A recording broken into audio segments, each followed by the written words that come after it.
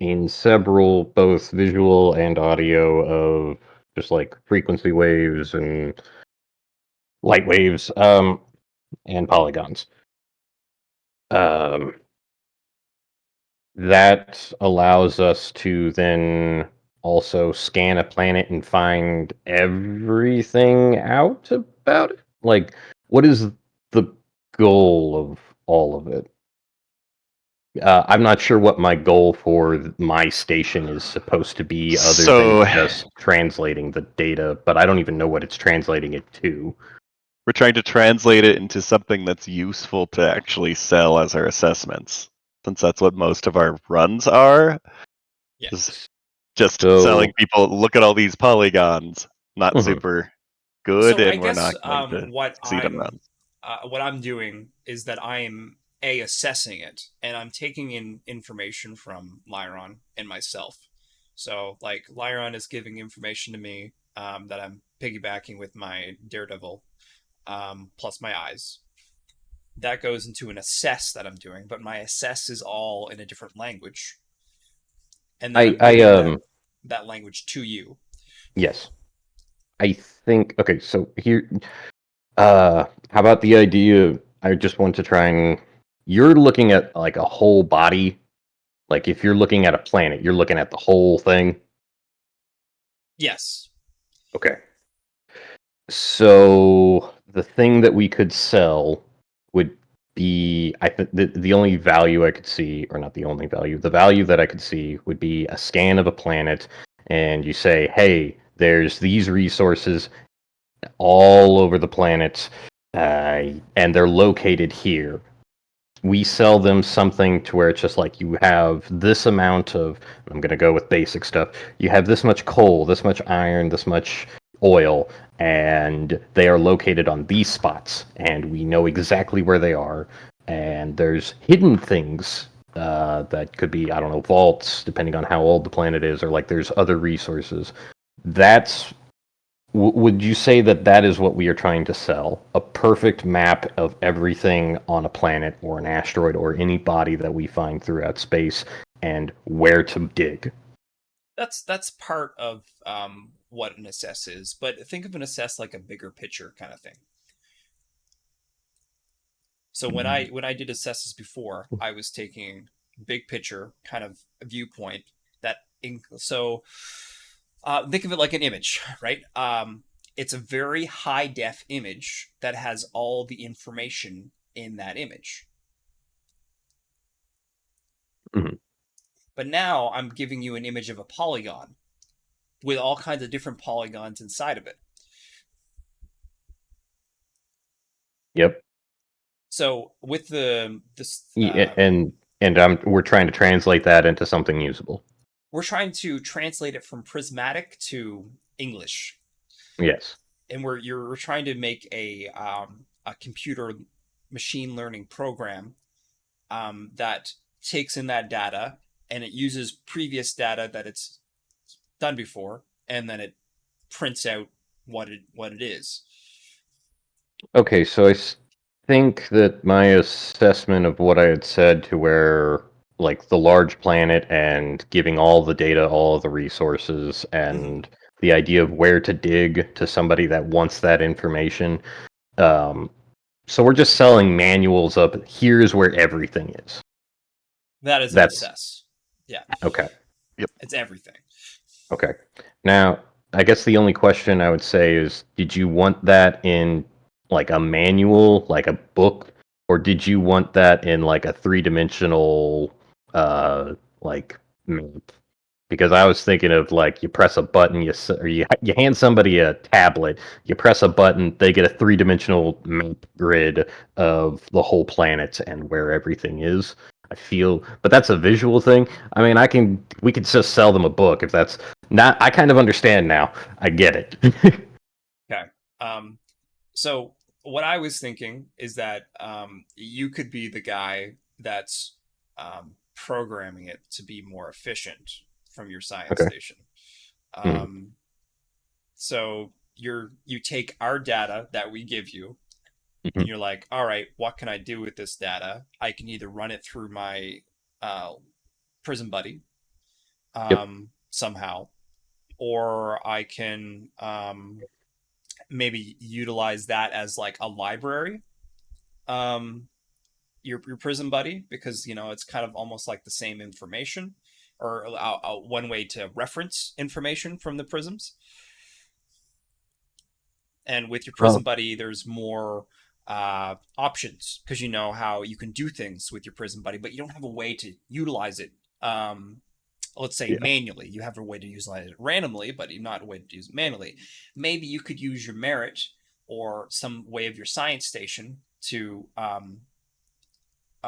integrate and manipulate your prison buddy so you can use them somehow. Mm, That's my suggestion with your merit right now. gotcha. Matt. Mhm. Uh, let's see. Okay, I have that. I better look at my other one. Okay, so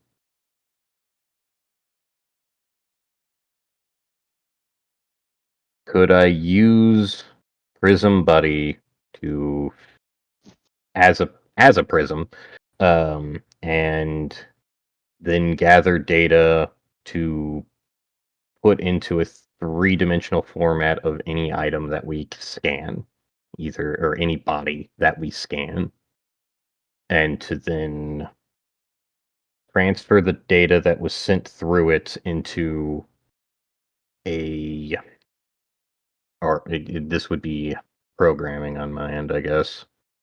And then what would you could I just throw merit at it to buy that, or are there roles that you want me to do, or is there how do you want to see that made?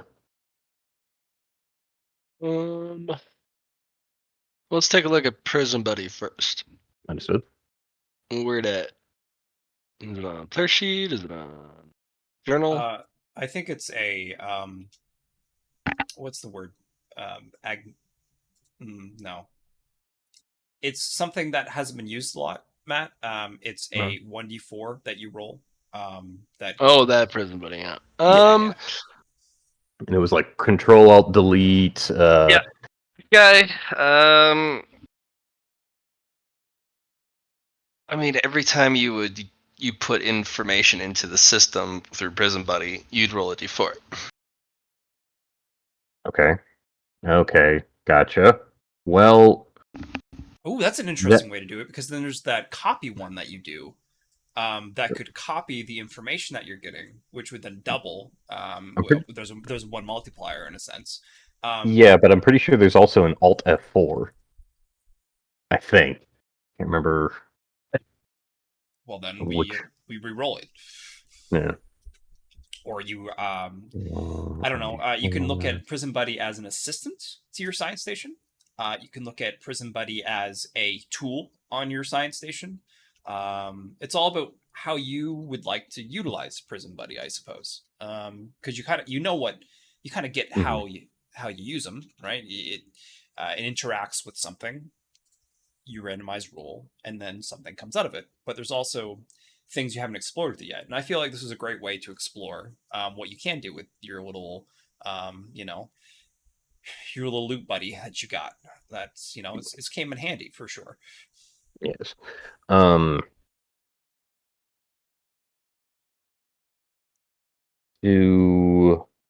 I still have the well.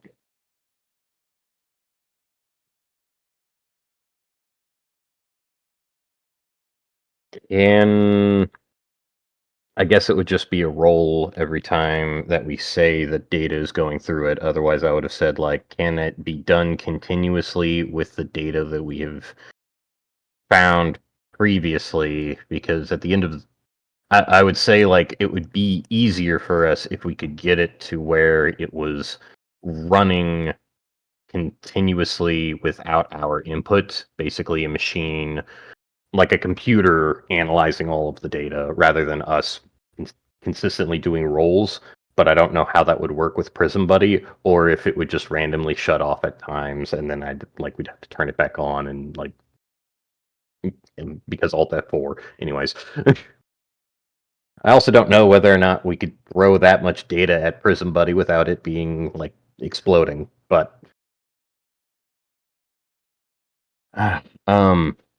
You're pretty sure Prison Buddy would be fine with any number of data. Mhm. The real problem comes down to it has 4 features to it that you don't seem to be able to control which one you get. Yeah.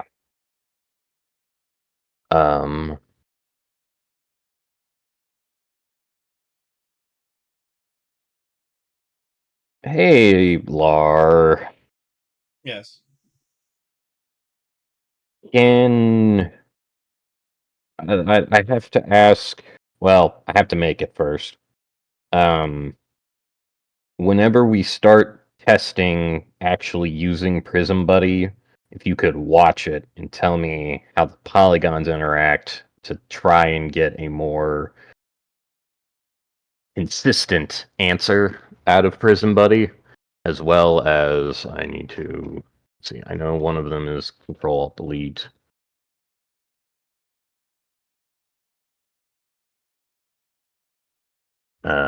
Copy.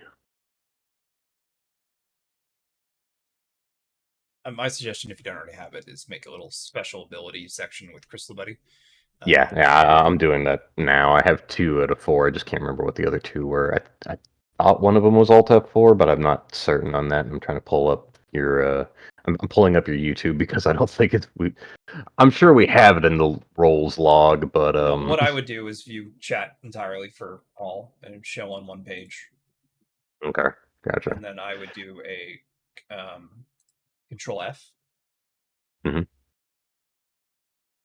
And then I would put ALT. Okay. But that brings up stealth. So Alt CTRL. So Alt CTRL doesn't come up. No, delete. Control Alt. The L? Yeah, there I found it. Yeah, CTRL instead. So copy, paste. Copy.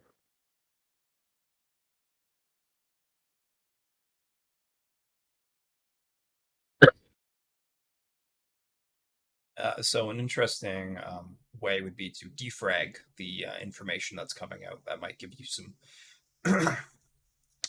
some stuff. Also, I don't know if this is a good exercise for you, William, but just looking at what you can do with merit might be more beneficial to you. Just for example, like looking at actualize and looking at that and being like, hey, all right, I'm going to use that merit I have. I'm going to do an actualize and then pick one of those things. And then you can do some selects on it after you feel that, because I'm looking at something right now and I'm like, oh yeah, you could probably do that. And then,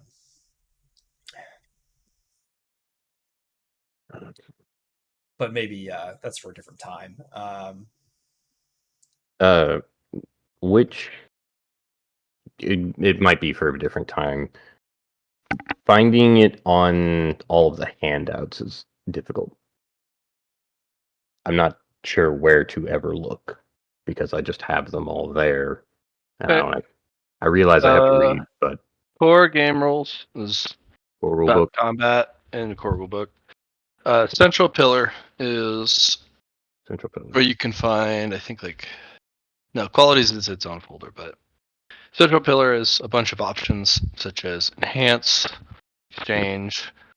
I think it's skills and then core characteristics. Yeah. The outer pillars is where you're going to find your 4 options, which are the same for each pillar, just flavored a little differently depending on which pillar you pick. You're going to have your actualize, which is something your character can do actively. Intrinsic, something your character does passively. Then you have adapt, which is something your character can do spontaneously. Yeah, adapt. I get a fair. I understand adapt at least. And then select, it is to improve what already is there. Or modify.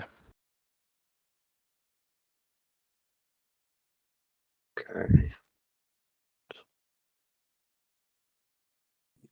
Adapt, select intrinsic actualize. So actualize is creating something new. Yeah, and then from actualize, there's another 4 things you could like kind of pick from actualize. And there's one there that kind of really represents what Crystal Buddy would be utilized as. That would be trick. Yes. Actualize Crystal Buddy trick requires a tool. This can be any type of object. Okay. So Crystal Buddy or Prism Buddy, actualized trick, CCC, the Science Center. Well, I'm not sure. Or Prism Buddy, actualized trick, the polygon translation. Or interface or integration. Okay. Integration is more utilizing Crystal Buddy with the machine we're building right now. Okay, I'm gonna put it onto the CCC just because it's probably where it's gonna live.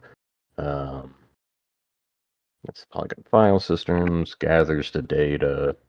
And there is 40 merit invested in the CCC as well right now Yes. to utilize. So. Oh. Okay. So Prism Buddy. Actualize. Trick.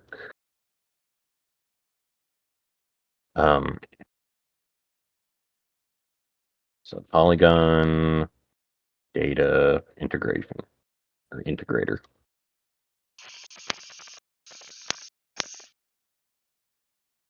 So that would be 5 merit to Correct, start. because it's the first actualize you've purchased, I suppose. Yeah.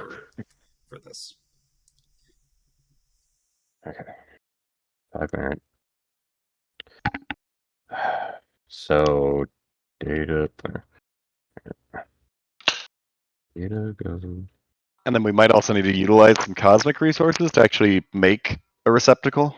Yeah, to add him into the process, which would be a Stardust, the basic 3 plus a Gaiam, and let me make that change now because we're getting low on our basics.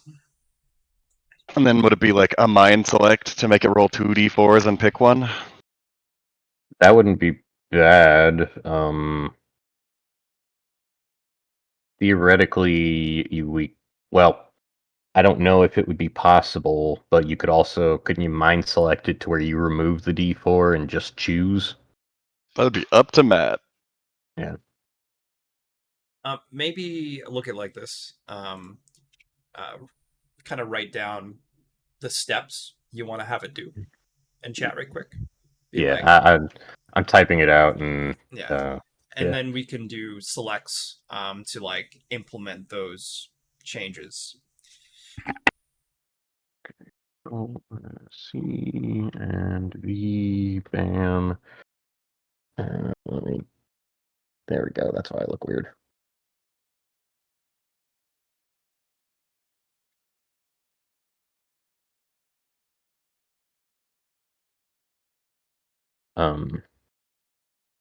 Yes.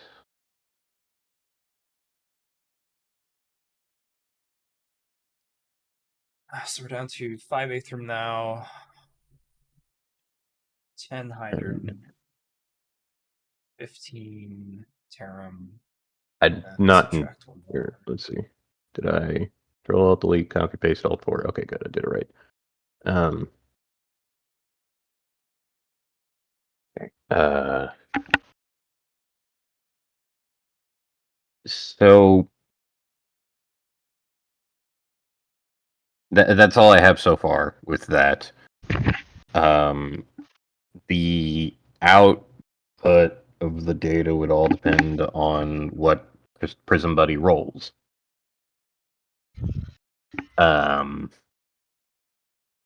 And let's see, Alt F4 just kind of kills it. Defrag, I think, would be arguably the most useful. Copy paste isn't bad, but that arguably would fill the data center with just copies. Well, we what only you needed could one. do is if it rolled the copy paste, you could run the copy back through and try to defrag it. Hopefully. And you'd also double the input coming in. Yeah, but it's from information we already have if it's copied, so it doesn't help with the translation. That's It's fine. only It's all thing progress, William was isn't it? saying. Doesn't matter if it's more. It's just Well, we don't get progress from something that we've already learned. We already determined Okay. that beforehand. Arguably, copy paste. You could put it onto a sellable, I would say onto a USB. You could put it onto a USB. Hey, here you go. There's a copy of all of the data that you actually need. And it's then an original. Yeah. Even though it's a copy. But Yeah. And then we would still have the data, and somebody else, we could profit from that data as well, because we'd have a copy. Control-Alt-Delete, technically, I believe it just... Actually, I can't... No, Wait. I can't remember if I That's Alt Alt-F4'd... Well, Alt-F4 gets rid of something, so that would be arguably more of a delete. I can't remember if I Control-Alt-Deleted my blood, or if I Alt-F4'd all my blood. I think it was Alt F4 because I remember being very scared. Yeah, who needs blood anyway? Apparently not me. Lara's the only one with blood left. Okay.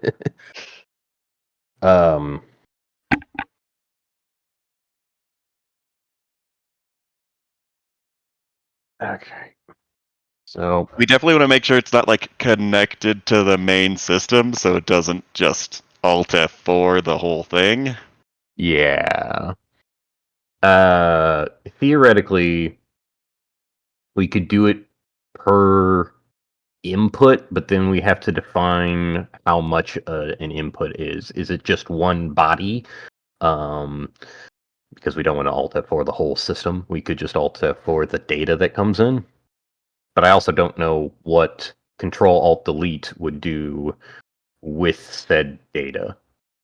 I don't know how. Lock switch user, sign out, task manager.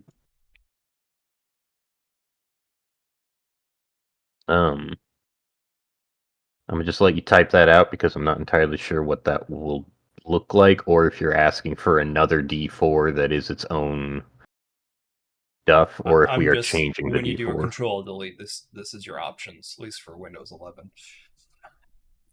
True. Maybe Matt would have different options for you because we've never seen what Control-Delete does yet. But I'm just writing down what Understood. I see. Yeah, fair enough. That would be interesting.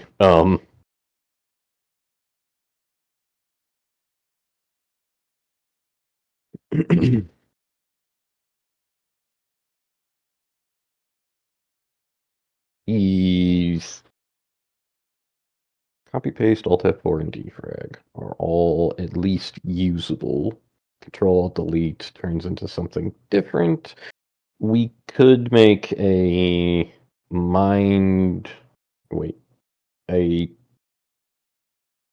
spirit intrinsic would change it, or well, we could do mind intrinsic reroll ones.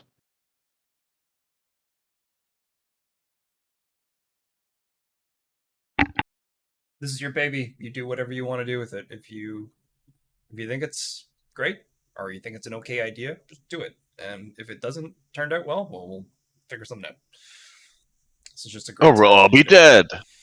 Great time for you to kind of just experiment with it and just kind of do a brain puzzle of like, hey, what about if this worked, or what about if I added this kind of deal. So All right. Well, if it blows up, I apologize, but that's all right. and that's for defragging. Maybe having a fail safe. There we go. And play might be cool. You could do something with that, or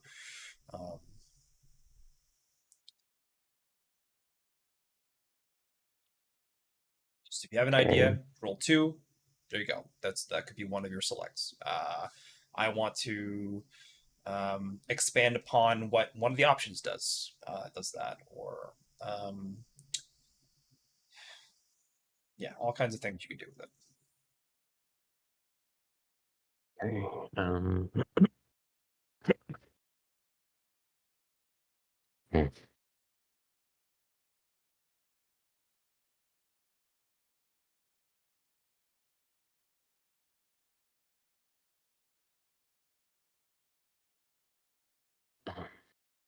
Okay. Now, copy paste might really work well with cosmic resources as well. That would be interesting. I'm not sure, because this is just raw data. That would be very interesting if it just copied a cosmic resource, but I'm not sure that's. Well, I don't even know how this can work. Don't know until you find out, I suppose, right? Yeah. You could also do a knowing if you'd like to spend some merit. True. I think that might be actually a better option right now, is to use knowing. But what was my first knowing? Sure, it was forbidden stuff. Yeah.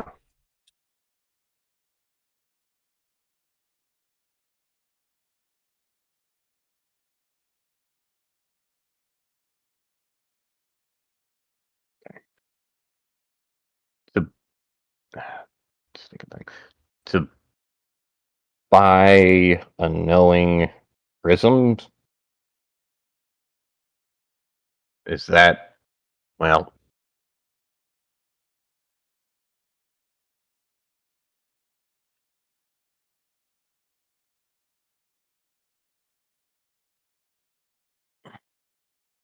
Back your pencil. Mm-hmm. So knowing. Be knowing programming in a sense, or in this case, or it could be knowing about the crystal buddy, or it could be knowing about, I don't know, task manager. History. That's funny.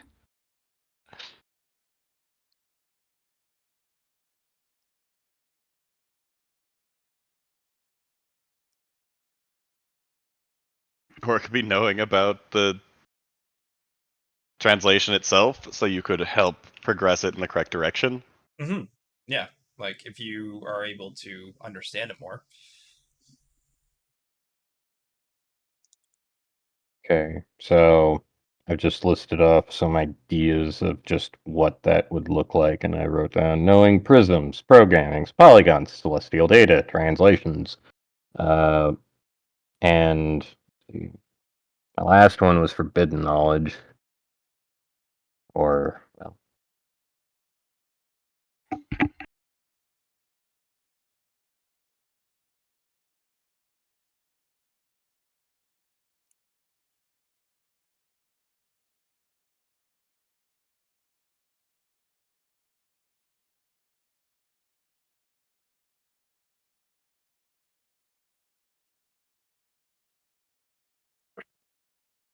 okay. So with the 5 merit, I've got the prism buddy can actually at least take in data, and then it rolls. What it does with that is just based on the roll.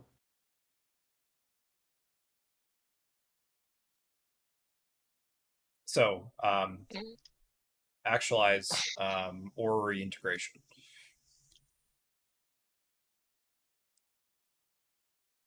Is that fair, Matt? Well, you gonna try To integrate the prism? Yeah, that's or at least integrate it into the science center in a way that we can. Integrate and integration are two different terms. One, you put it inside something. The other, it's a communication between the two. It's a transfer between different systems. Well, which one's which? Which one would you like to do, Chunpo?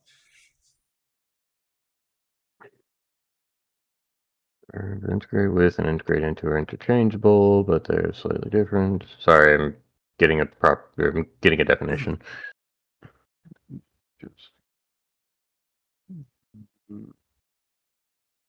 I work with integration and with systems.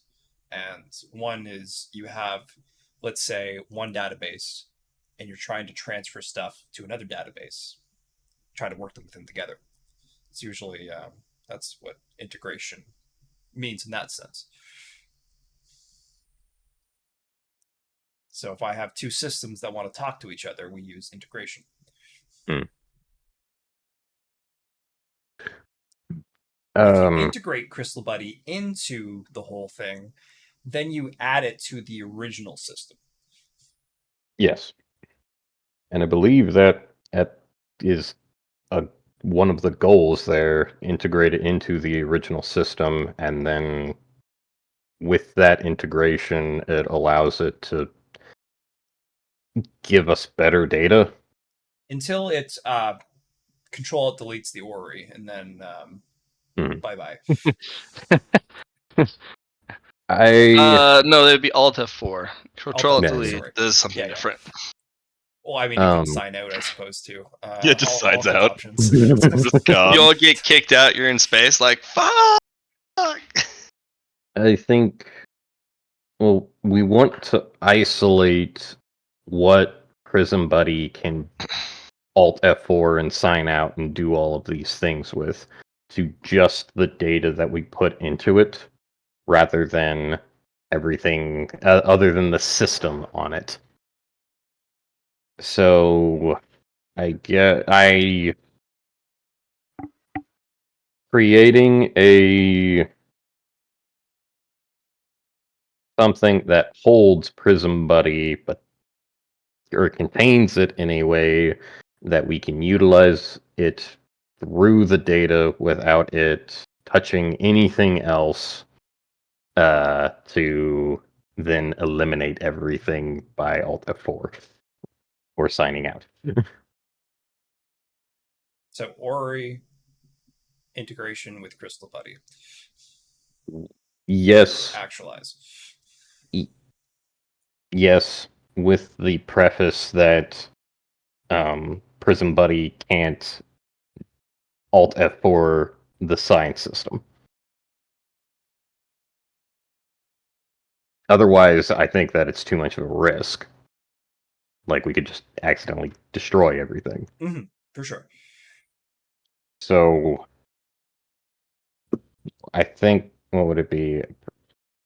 I might need a Prism Buddy actualize, I guess, actualize trick containment unit, or anti-gravity cube ball.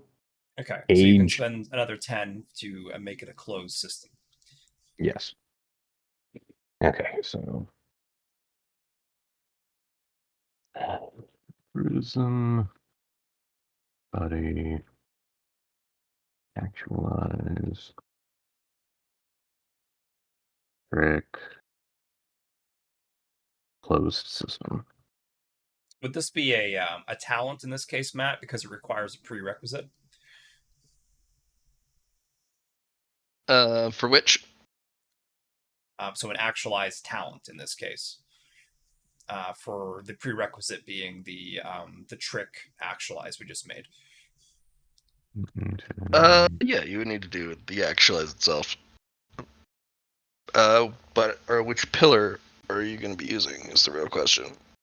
I think it would have to be a mind or spirit pillar. Well, mine sounds like good. I think mine was the original for the trick as well. So a Okay. 5 and then a 10 for 15 out of the 40. Um, I mean, you could argue spirit for integration. yeah, I think it would be spirit Since because that we're links changing quite a bit of it. Well, mine usually it's the changing, isn't it? I thought it was spirit, or like changing a core piece of it was spirit. I thought spirit connects things Getting you. generally. Oh, okay. Well, then even if we're connecting it to the system, then I'm just like, oh well. So, is the trick being performed by Chun-Po, or is the trick being performed by the terminal? Good question. Because if it's done by the terminal, then the merit you have available in the terminal is what you would use. If Chun-Po is performing the trick, Chun-Po would have to spend his own merit. That makes sense. Times that separates.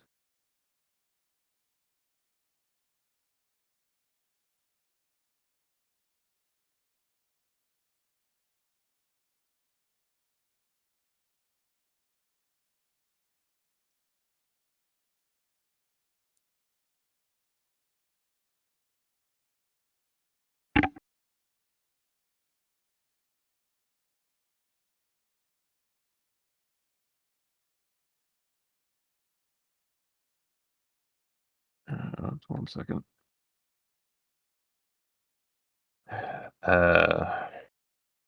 And oh,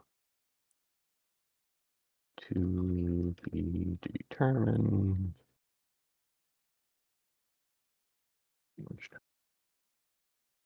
How does that sound?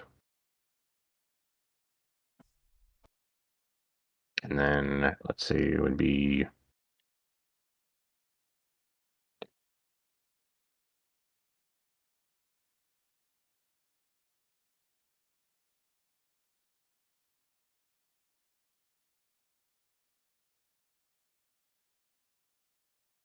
spirit pillar. And then I guess it would be 5 merit.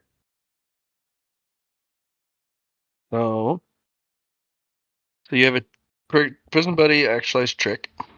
Mhm. Your prison buddy is put into a containment device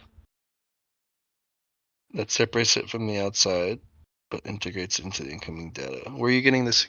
Where's the containment device? Yeah, that still has to be made. But Okay. I was wondering if I could use celestial gravatics to make it to where it's floating inside of this containment, and then at least not free floating, but floating in a pointed way, so I'm like pulling on the top and bottom of it. That way it's kind of like on a string, and then along that axis, data comes through it, hits the prism, and gets translated through it.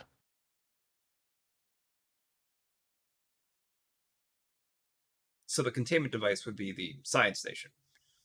It would be another thing you would add to your desk. Yes. Okay. I'm just wondering where the containment would come in. Technically, the whole system would be into the science center itself.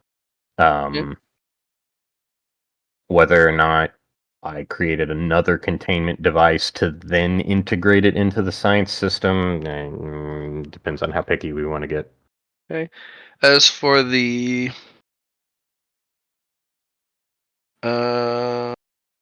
gravatics, yeah, you can have it float. Okay. It's not too difficult. And And then you're just gonna pass data through it? yes. What's catching it? So the The data prism. passes through it. Oh, okay. So what catches after passing through? Mhm.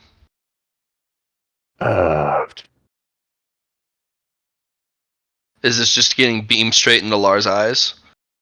Well, no, because Lars already seen this, so this is supposed to be transferring to where we can see it or we can utilize it. So I guess a computer. Okay. Would that... Well, the problem is the computer needs a device that reads the data and turns it into something that the So, computer yeah. can read. Something that can a device that can then understand the data that we've transferred into... Well, hold on. It could be... It would I just figured it would have go into to... the Polygon file system is where it would go into.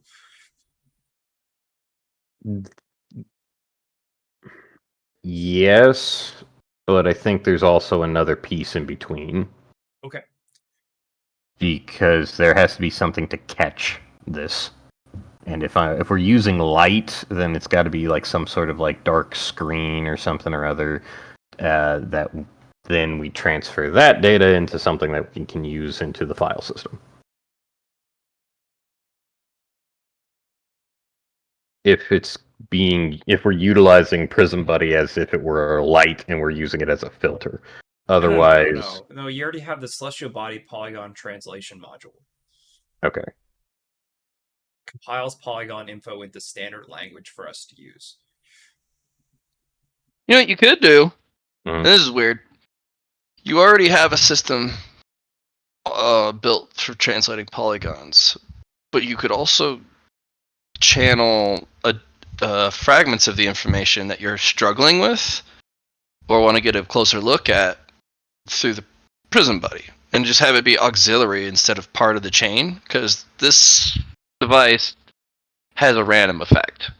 It'll choose one of the 1d4 and it will just do, one of which is delete.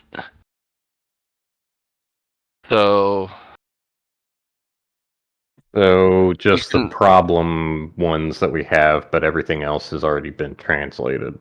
yeah, so if you're having problems translating something, or if it's actually like prisms that are in a formation that causes significant damage to the system, you just send it through Prism Buddy, and then the same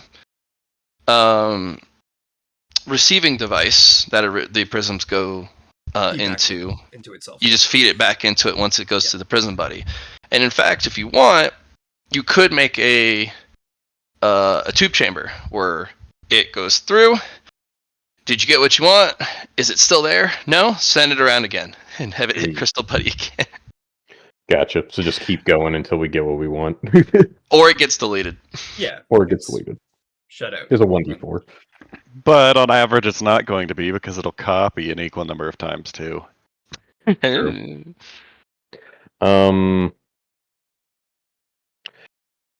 I guess the question, I like that idea. So then the only thing we're needing is a device that can gather the data, or not gather the data. We're still on the... No, we have... I thought we had that, we were using the Prism Buddy idea originally because it sounds like we already had everything that we needed then. You need to add Crystal Buddy in. That's what we're doing right now. Yeah, the Prism Buddy. Prism Buddy, yeah. Technically, you guys have a method, and it'll work. It'll just even take without. I guess 400 DTS. I wasn't doubling what I had beforehand, but still, that's a lot. It's gonna take a while to build. But we are making progress, just not. So, and that goes back to the first issue. Then, so our system's already there. We're just trying to crank up how quickly it does it. Yes. So, do we just need a computer with better processing speed? That could be the problem, yeah. Okay. Because it's not really a matter anymore about Success. Well, true, but you guys can get the success. It's how fast you can succeed, and one of your biggest bottlenecks is a computational device, and you might need a cultivator grade one, because there is technology in this particular module. So, Up to you guys. Is Midnight Sky still around? Sorry. Midnight Sky. I'm not sure if she. Well, like the guys that have like even Pilot might have something that I don't know. Feel like They'll flow out of Lara's shadow and give you a look like, yes. Jeez. Okay. Hi. Well. Completely oblivious to this situation. I've been here the whole time, Basically. but I wasn't paying any attention.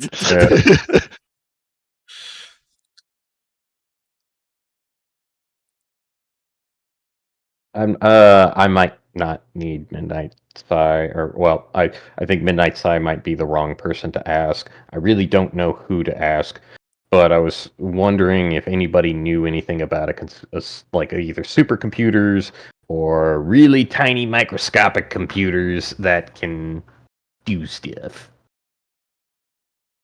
I know a guy or gal. I know a computer.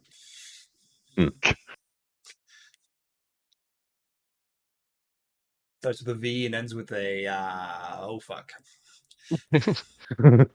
They'll ponder. And they'll kind of reach up to the night sky and kind of pull fabric down to create kind of like a projector screen of just this beautiful black curtain, but it's so dark it's like purple.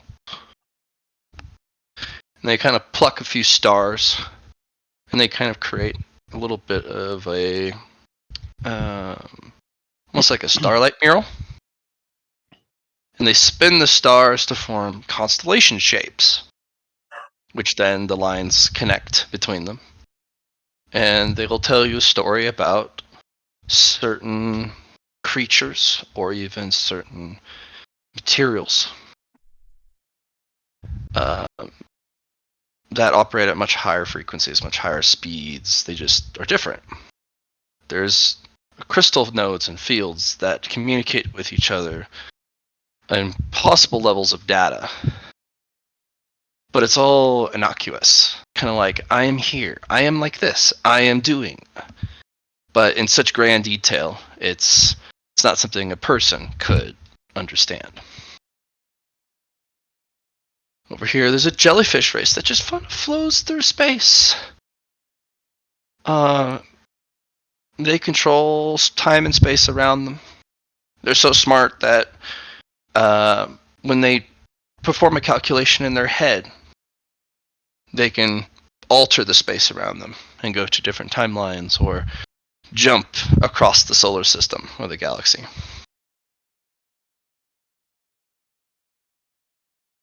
And they kind of spin it over to these small black holes with this corona around them. Black holes are the biggest computational device in all of the galaxy. They're able to hold the greatest amount of information. And in the way they can spin time is one of the most beautiful displays of the movement of light.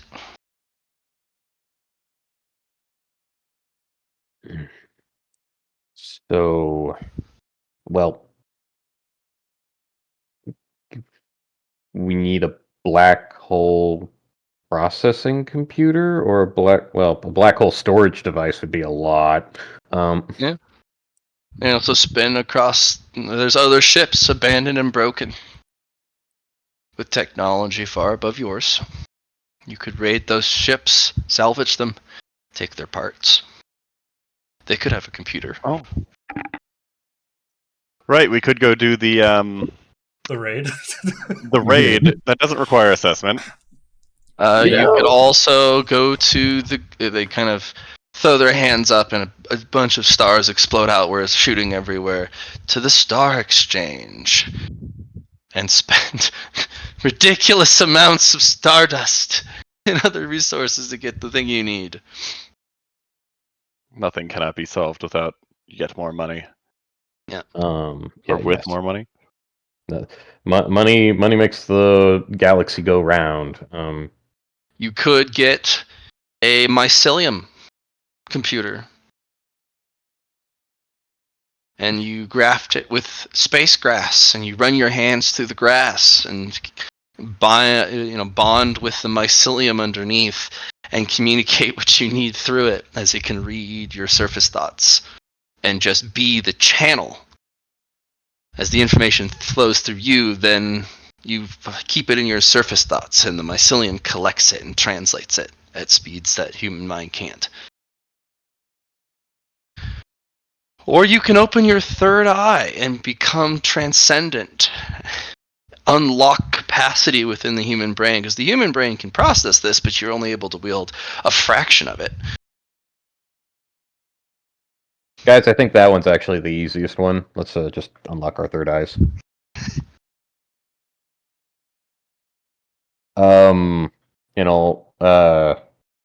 Was there more of that Midnight Sigh?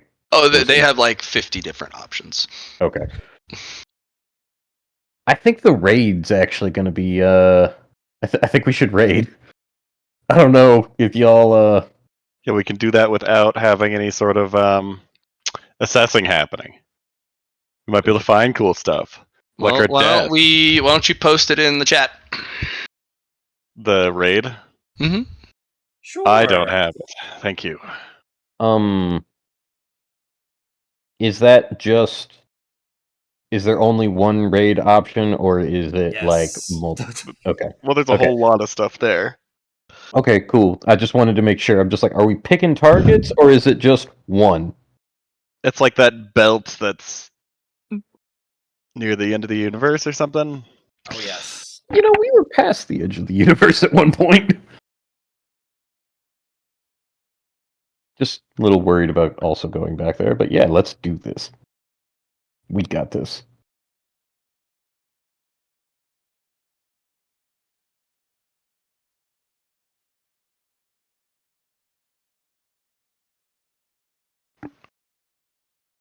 There you go. Raids.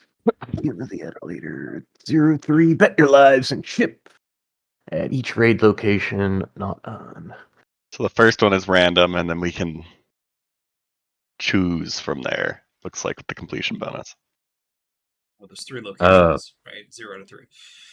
Yep. Worse than death awaits First 3 is those random. who are slow, sluggish, and cocky. Completion bonus. You can design your own raids into the Sargasso via the observatory. Okay. So raid for salvage.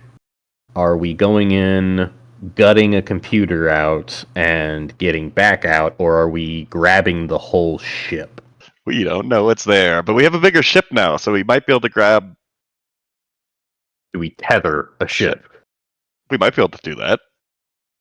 And then also, it says death to those that are slow and sluggish, or worse than death. So I'm just like, So I'm not we need to take our progress deliberately and with thought and extreme confidence. That's the one. You got it. Nailed it. Never had any doubts. What was that about cocky? Look. No, it's confidence. No, it's only cocky if you fail. Oops. Oopsies. Is there a way to ascertain what skills we should expect to be able to, or like what we need to be able to have? Because let's see. One more time. Okay, design your own. The skill, ability, and courage. Is there a way that we can train for this, or do we just run? We've been training for this our whole lives. We don't have spacesuits, do we? No, I don't think we do. I guess you don't need to breathe. Me? Theoretically not, but your heart's not pumping. Yeah. You can technically hold your breath for like a day. A day. That's a decent amount of time. Downside is there is a pressure difference, and it is cold as fuck. Also, you have no protection from any cosmic radiation or any other thing. Yeah, and that's a real thing. Unless you I go do. space tree. I am the spaciest tree. I absorb all the cosmic. I'm gonna get shot by freaking Gunsate the moment I go space tree. Hey! You knock that off! Matt, I'd like Um, to make a orrery complex. Oh. You haven't done one yet. Okay, yeah. Yeah, I've done one. This is a layer deeper, and it's not based off of inside the planet, but it's based off the orrery this time. And what I was thinking was, it was going to come up eventually, and it's a throwback to Susie's Power Ranger suits, but it's a spacesuit for each of the members of the orrery. So uniforms. Well, remember, just go ahead and build the whole thing, which you're kind of thinking, because just one of those could be spacesuits. Yeah. So you got 3 other pillar thingy-majoodles. See, you guys are privileged and honored to be in the same room as the Conflux Master, Johnny. No one has complexed harder than Johnny, ever. Sure. Sorry, guys. And he even did it in a game where you don't get extra merit attached to a device. He had to do it free balling. Yeah. You do selects. You do 4 selects. But there's the 50 original, which is going to do a spirit, mind, not summer, spirit, mind, swiftness, might.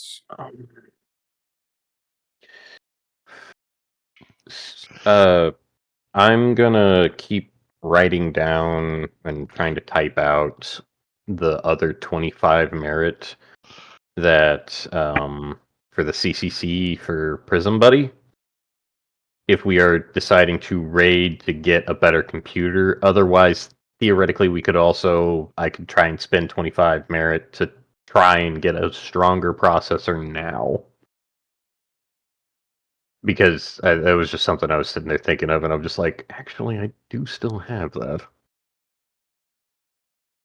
Otherwise,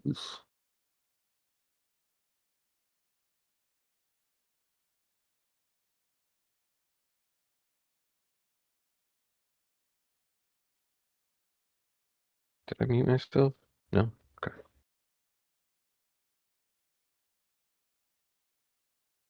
Hello? Hmm. Okay. Hello. Sorry. I was not sure if anybody could hear me. Hello. Pop it. Hello, puppet.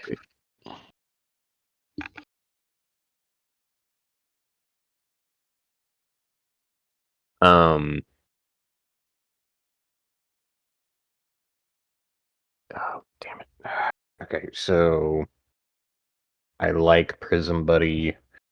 Okay, so the trick cage, or actualized trick cage, Prism, actualize, trick, data loop.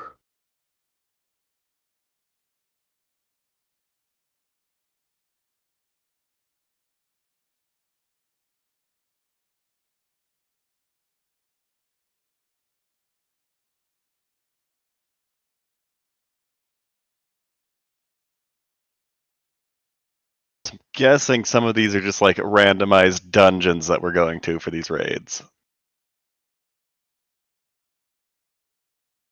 But we'll find out.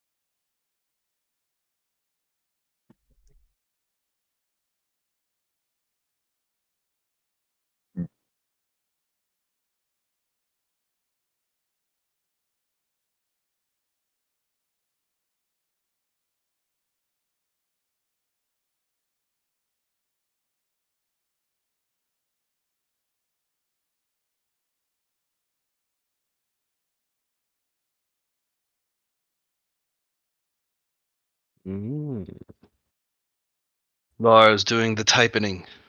Soon we will see. Ah!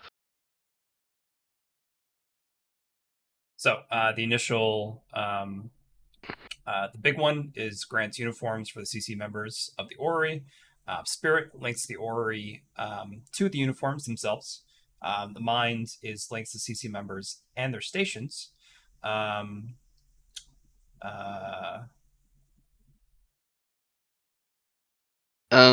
Unfortunately, Johnny, you can't build the system that way. Remember, each one has to be upgraded identically. So when you build the complex, like one of the pillars would be give one upgrade to a spacesuit. And that would be the same upgrade it would get for every complex level. Another one would be advance a material or a feature. So you need something, because if you did it this way, each layer of the complex would be, if the spirit one, you would link the orrery to the uniforms every tier, which does nothing. Yeah, I was thinking it would expand upon what's already there. And then with the CC members and their stations, so improvements to the station, or you can gain You can just do the base one that it links it to the orrery, the uniform. You can just have the uniforms be an orrery feature through this, and it gives you just all of those just by and then you can free up each of the pillars to do like an upgrade system or an improvement or. Okay. Yeah, you can just have them already linked, giving them a spacesuit that can pop over their uniform, because that would just be a uniform feature. Okay. So let me rephrase. Yeah.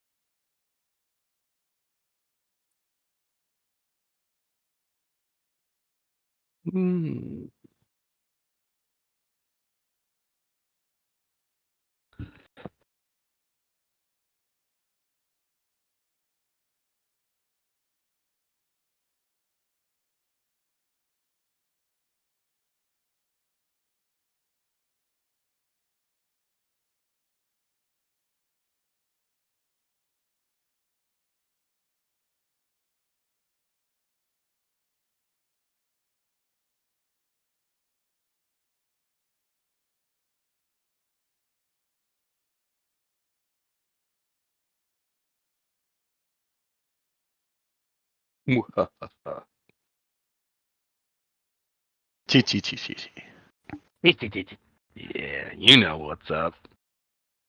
So I asked Google to create a green and purple Power Ranger spacesuit because of the suits, and I was wanting green and purple because poison and life.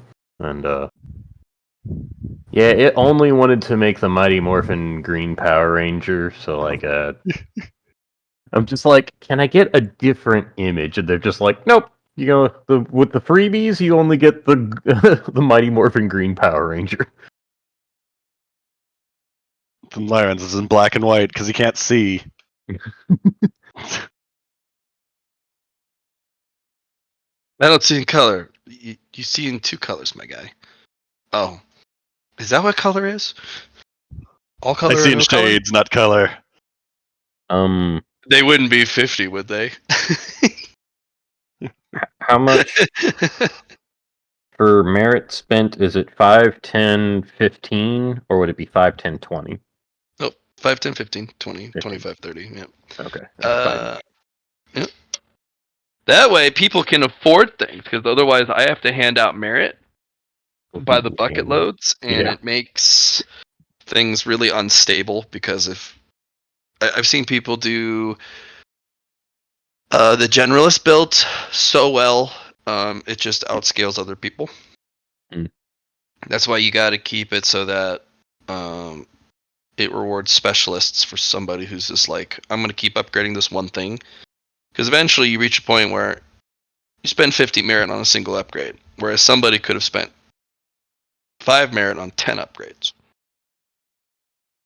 So that's why I built thresholds, because it's kind of like the opposite of D&D, where min-maxing hyper specialists are actually at a disadvantage with the merit system, because merit gets expensive when targeting the same thing.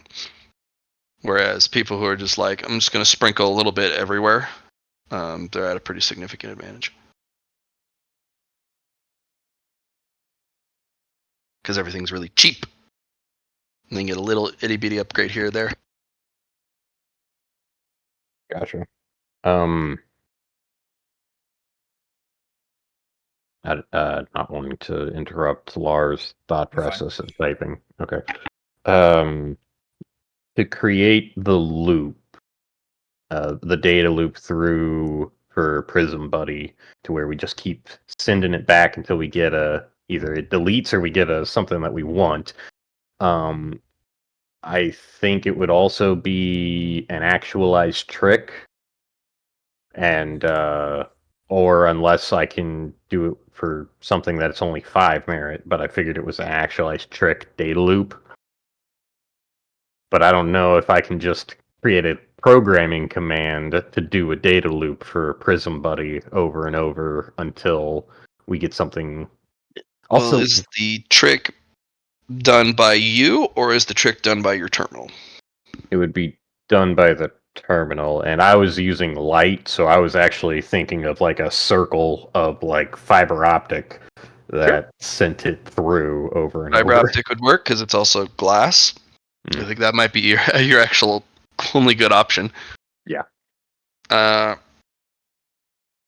So if the device terminal's doing it, then you want to spend the terminal's merit. Yes. Save you a pretty penny. Yes. From what I can tell, I'm up. If that works, then 5, 15, and then another 15, so I'm at 30 of the 40.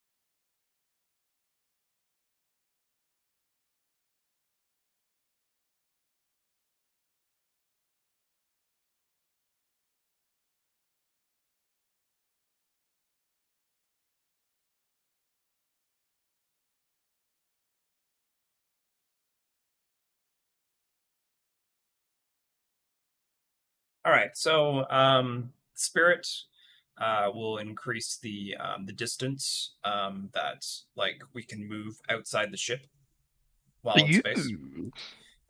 Mind increases the usage of stations by 5%. Oh, nice. Swiftness increases actions of the station, granting additional roll. And might, it grants percentage-based protections of the orrery to the spacesuits. Them some good ones, Johnny boy. Yeah. Them some solid good ones. Now, The I want main to clarify for swiftness, if you could. Yeah. Are these replacement rolls? As in, you for each roll you have X number of rolls, and you pick the best one, or are these just additional on top of the ones you're rolling? I feel like the better one would be you gain an additional like action. So if I have 6 downtime actions, you would double that. But if you want to balance it out, we can just do it and be an additional roll.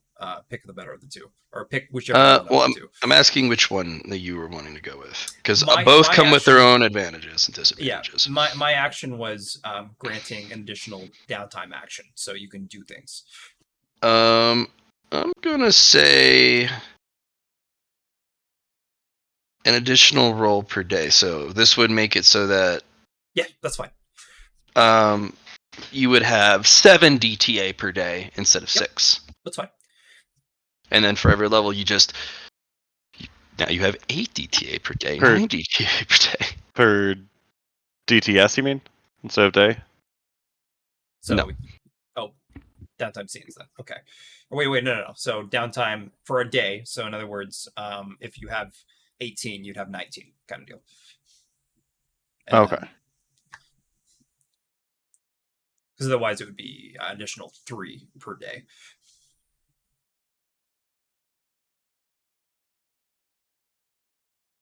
All right, sounds good.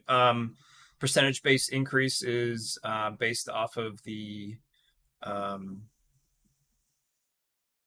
of merit. So 5, 10, 15. Yeah, so you just increase it by 5% each time, and then the might grants percent protections of the aura, the spacesuits. Could be 5% as well. Yeah, I do 5% as well, because spacesuits are never going to have hull level armor. Not yet. No. Not Sure. yet.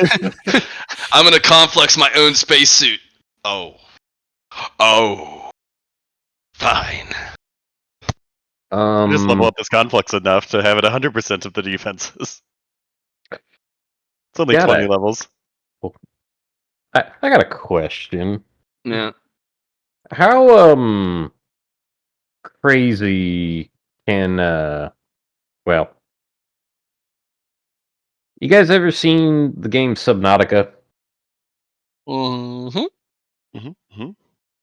Could we get a harvesting tool that disassembles and transfers the matter into data and puts it onto a chip, and then we can, because that'd be overpowered.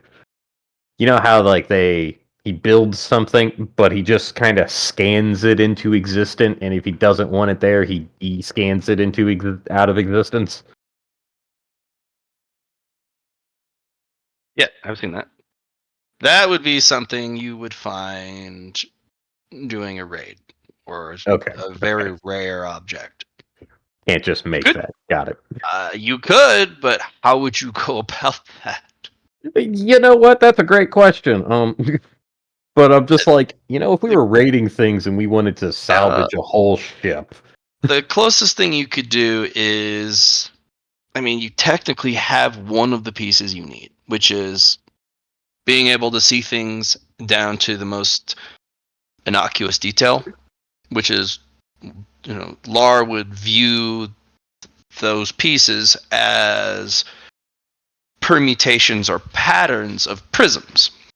And then you would disassemble everything down to individual prisms. And if you wanted to rebuild stuff, you would have to use the prisms and put them in a specific pattern or permutation, which would then result in it being assembled. Something that we can work towards, my guys. You would still need that database. And then you would need a device that could disassemble things down to prisms and reassemble things via prisms. We're getting there. Yeah, there you go. Anywho. I'm not sure if anybody likes that idea eventually, or Oh, sure. But I was sitting there thinking about it. I'm just like, that'd be really interesting. All right, guys. So I think to myself, I look at Midnight Side, I'm like, good to see you. And then I think, oh, I have an epiphany now. Midnight Sigh, thank you for letting me look at your visage. They And did give then you a display about your options. yes, They gave you they gave you a little puppet show with constellations on a little yes. projector. And then I think to myself, it would be great uniforms. I think we should have uniforms, everyone. And then Savalair kind of taps his card, thinks for a sec, and then you now have uniforms over top of um, your current armor and stuff, almost like a projection. Huh. The easiest way I would describe it as is, do you guys know solo leveling? Mm-hmm. You know Kind when of. you equip gear, when he equipped gear over top and it like wasn't there, Okay. like how it was like invisible. Well, in this case, it's like overlaid on top of your current gear you have.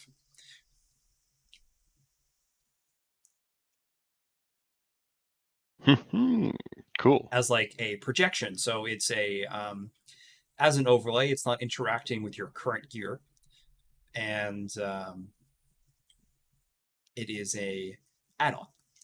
The nice thing about this, all right, everyone. So I've added a little bit of something something. Each have your own color scheme that you can that kind of represents each of you, and from there, Oh, wow, it looks wonderful. I know, right? You can feel the difference. Waves my hand over my lack of eyes. Really like the color scheme. Perfect. But what you'll be able to do with these is, they turn into spacesuits, which is great for going outside the Ori or exploring more of Duality's moon. And also, when we, say, do a raid or go outside of the Ori, we'll be able to be tethered at a distance, of course. So we don't get knocked out and can come back. Well, that's good. The nice thing about the Ori is it's based off of our accumulative protections. And it's going to give a percentage-based... you'll get a little bit of extra armor and defenses. Ooh. That seems quite useful. Mm-hmm. And something to represent that you're part of the Ori, and I think it should be good. It will go well with our little pin bags, badges that allow us to communicate with each other. Woot woot.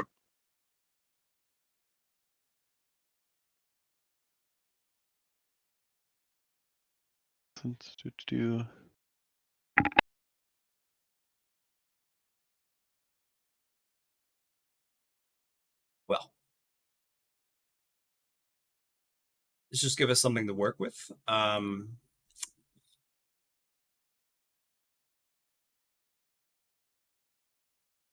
Yes, I think that this is quite helpful in case we get stranded in space.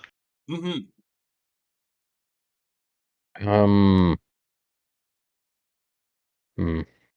Is there anything, Savalar, I think you would have the most information on the raids. Is there anything else that you would think we should have? Anything that I can either spend merit on or quickly create? Prison Buddy is almost finished. I have it to where it goes through a loop and we can put our most difficult things through it, and well, we'll get something out of it. Well, I don't know about this marriage you speak of, but with your own merits, I'm sure we will come up with great ideas. The second thing of note, I present Midnight Sigh, since they are here, with a orrery invite.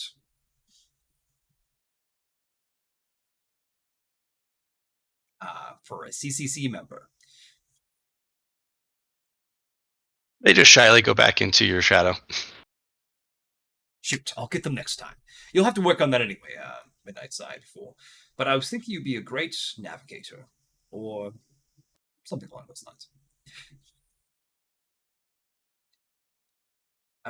She's gone. Yeah, your shadow just kind of drifts and sighs deeply, just like it's very shy. It's like I don't know. Well, I tried. All right, guys. Having an extra member would have been nice, but we will get them eventually. I know. So yeah, if you guys want to do a raid, maybe we can go explore some of the new facilities, maybe that we have access to, that were added with the new upgrade. I mean, knowing what's in our ship is probably a good idea. Do we have any way to tow another ship? Because I was thinking maybe we could do one of those raids that we Yes. saw a while ago in Sargasso. One thing we could do, we could have it so what we get, or Duality has a hand, a shadow hand that could grab things. Yes, but it could grab a whole wreckage of a ship. It's all about gravity at that point, I imagine. Mathematically speaking, do I think that our ship could tow another ship with any sort of gravity? Or could, well, I mean, if duality's doing it, that's a moon. I feel like duality could do it, but That is a big ship, yeah. Well, the Ori is the moon as well, right? is Layers.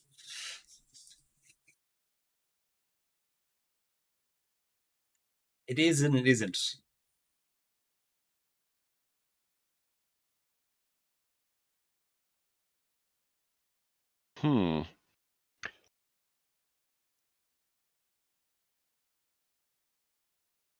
They're connected. Okay. But part of the ship is around duality at the current time, I do believe, around the equator. Okay. Oh yes, the new facilities. Yes, Those from were all over the moon. the hull upgrade we did. So are they empty, or is there anything going on in them? I don't know. I haven't figured it out yet. Just the current stuff you had stored in it previously. But there was nothing stored from the Yeah. hull upgrade. Okay. Yeah. From what you said last time, it almost sounded like there was new things from the hull upgrade, just more space, a dampening field. Here's the dampening field, I think, specifically, but Extra storage for resources.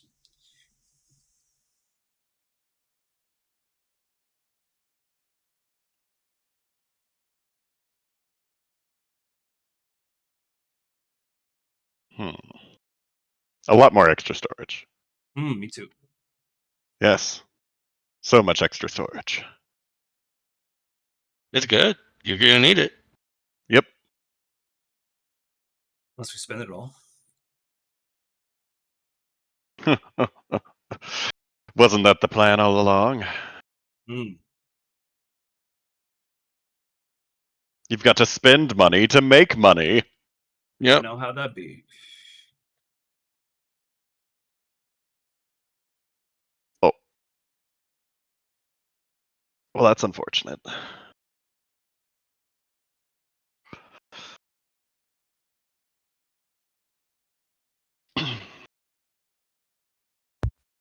That was actually shorter lived than I thought. It's looking closer to death. I apologize. That was the fastest way that I could explain why I wasn't talking. That's fine. Sure. But yeah, they're still dealing with that, and they hopped off. So, but I'm back. Okay. Um, So I think we might be ready to try one of these raids on the outer layer of Sargasso. let's do it then.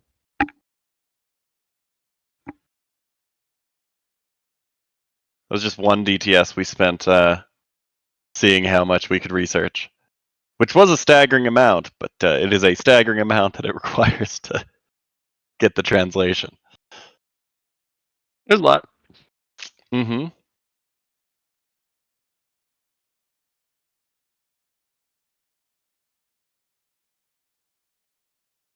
Well, you guys got to travel all the way over. Zoom. All right, for sure you guys doing a raid? Oh, I am man. ready to do raid. Unless voted off. Let's vote it off the Yeah. island. Yeah. I say we either do it or we die. One of those. Might be both. Let's do it. Yeah, let's do it. It's been a Either we pleasure gaming succeed or with we you all. fail. It's a 50-50 shot.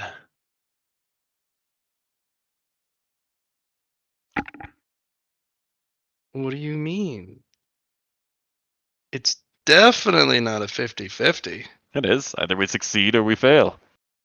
It's always 50-50. Well, sometimes there's more than two options.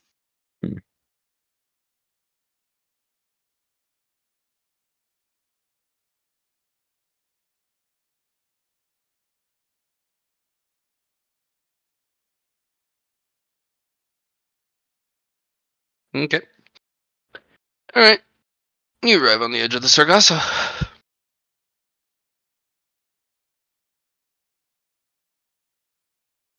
There are countless wrecked ships as far as your sensors and eyes can see, or ears can hear. Which is not very far considering it's space. Yep. Even Midnight Sight kind of pokes a head out of the shadow like, ugh, and ducks back in. How you guys want to approach? So, if I remember correctly, stick to the outer ring. Yeah. Not even enter the outer ring. You want ships on one side, open space on the other.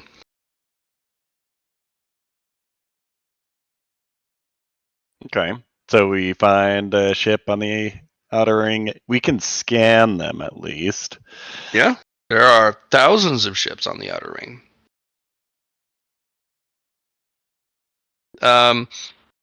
Think of it like Saturn's disk. Instead of ice and asteroids and rocks, it's broken ships. Do we want to do a scan? Is there a way that we can scan? Lyron, can you hear something? Maybe a I will do a awareness. See if I can pick out any interesting looking ships. Something that.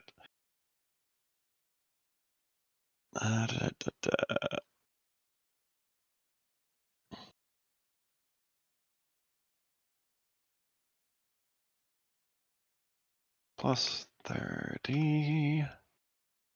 Plus 20.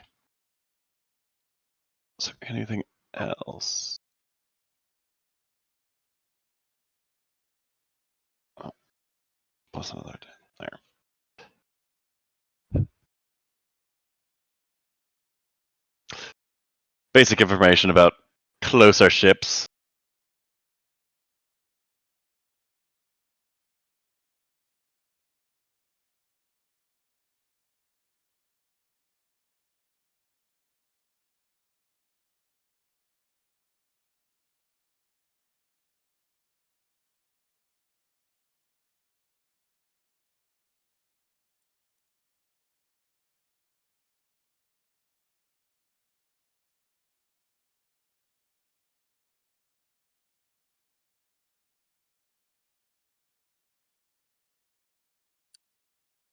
Okay. Just you? I'm going to be looking out for other things of note. Okay. Going to look out to see if anything's coming towards us. Mostly things that others could not see. Okay. So any other visitors that might be coming around. Chung Po, maybe you can utilize some of your gravatics to see if there's any differences in what would you call that? Maybe mass. Maybe some ships have more mass than others, even though they're smaller, which would mean there's more Certainly parts denser. of those Yes. kinds. Maybe if it's that case too, it could be the material itself would be denser, maybe stronger. I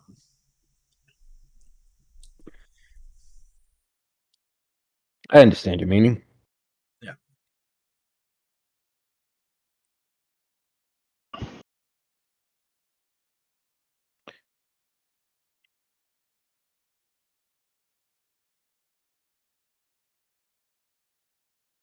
Um,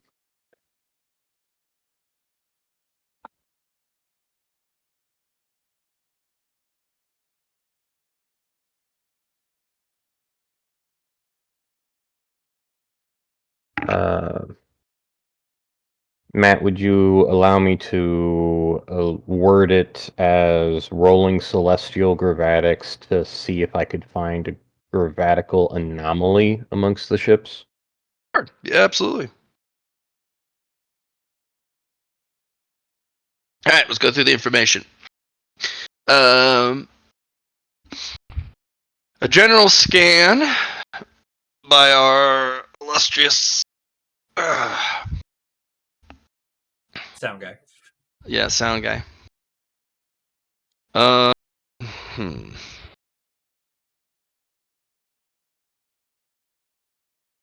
It's a lot harder to process the information than you thought.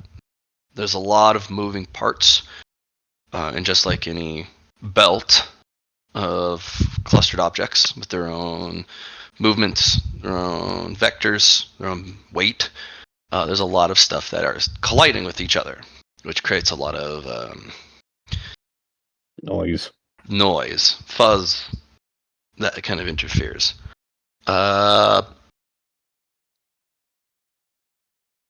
You'll notice that the majority of them are small ships. And as you go further in, the tonnage goes up. Okay. So it looks like the closer you are to the center of the Sargasso, the higher the tonnage. So we're only going to be doing small ships at the moment. But you are also a small ship, so Yeah. trying We're to tow slightly a heavy bigger. trying to tow a heavy cruiser would be very hard. Okay. There is a lot of hull plate just floating around, so that would be very easy to pick up. It's very tedious, but overall you could get some seriously good hull plate upgrades, but you would have to spend a lot of time getting enough. But just doing that alone would get you a pretty potent upgrade. We do have the cloaking field on, by the way. Yeah. As for, we're going to jump to Poe a second. There is gravitational anomalies all over. Really small ones. There's a couple large ones. They all come from ships where their power generators would be. There's a lot of ships that still have their engine core still operable. Some of them are destabilized. That's where the bigger anomalies come from. Basically, their core is, well, about to go or highly destabilized, and that's creating a huge anomaly. There is a ton of different styles and types of power cores. But these anomalies are still few and far between. Most of these ships are just outright dead. They don't have any power running through them. Understood. There is one ship, though, that does have a weirdly stable gravitational anomaly, and only because you guys have come across it, a dark star mote, Ooh. the black hole mote that you guys got. Looks like it has similar, but it's slightly different, probably because it's a larger mass. But it's not on the edge. You'd have to wander into the belt almost to the second layer. But you can mark it. Get, duality to mark it. I suppose we could use a star mode to mark it. I think a duality could probably grab it too. Theoretically, either way, I think we would have to get closer. So Any dangers from our scans? Is there anything out there with us? Not from either Lyrons or post scans. The reason I save Lars for the last is he gets different information. He can see what can't be seen. Fair enough. The thing in the middle of the Sargasso is not perceptible by sensor, by sight, by any spectrum. But you can see it. It is the tightest and most dense set of polygons you've ever seen outside of that brief glimpse of the prism that did this to your eyes in the first place. Okay. There's something there. It's almost one mass. It doesn't matter if you try and fly above the ring or below it, it tilts the ring to your axis at all times. Okay. One question to note then. When we were in the Bullet Hell Mountain craft room, there were things that I would see because it was so what it was. Like, does it have, but is it just mostly just like a prism, like you were saying, or does it have actual shape because it's just so what it is? You know what I mean? It has actual shape. It is a perpetually collapsing sphere of polygons. Okay. Like, it is actively, like, prisms are falling into the middle of it at an alarming rate. It is so dense, it is collapsing itself like a black hole. But it's not a black hole. But it's not. Okay. And there are tendrils that flow out of these things like rivers. The closer you are to the middle, the more likely you're going to run into one of these tendrils. They are not perceptible at all, except through prism sight. Okay, so that's helpful. Yeah, that's very helpful. So it's very rare to see a tendril reach all the way out past the second layer. So you can, and they do sweep through the ships. It's not just winding around it. Sometimes they snake through a ship itself and keep going. These prisms are much looser, and they do phase through matter. When they interact with an object, though, it steals mass. Okay. It steals parts of what it flows through, but it's not really perceptible. The ship is just less. There's less there after it's done. Right. And these tendrils very lackadaisically just slowly wash and rake through this Sargasso.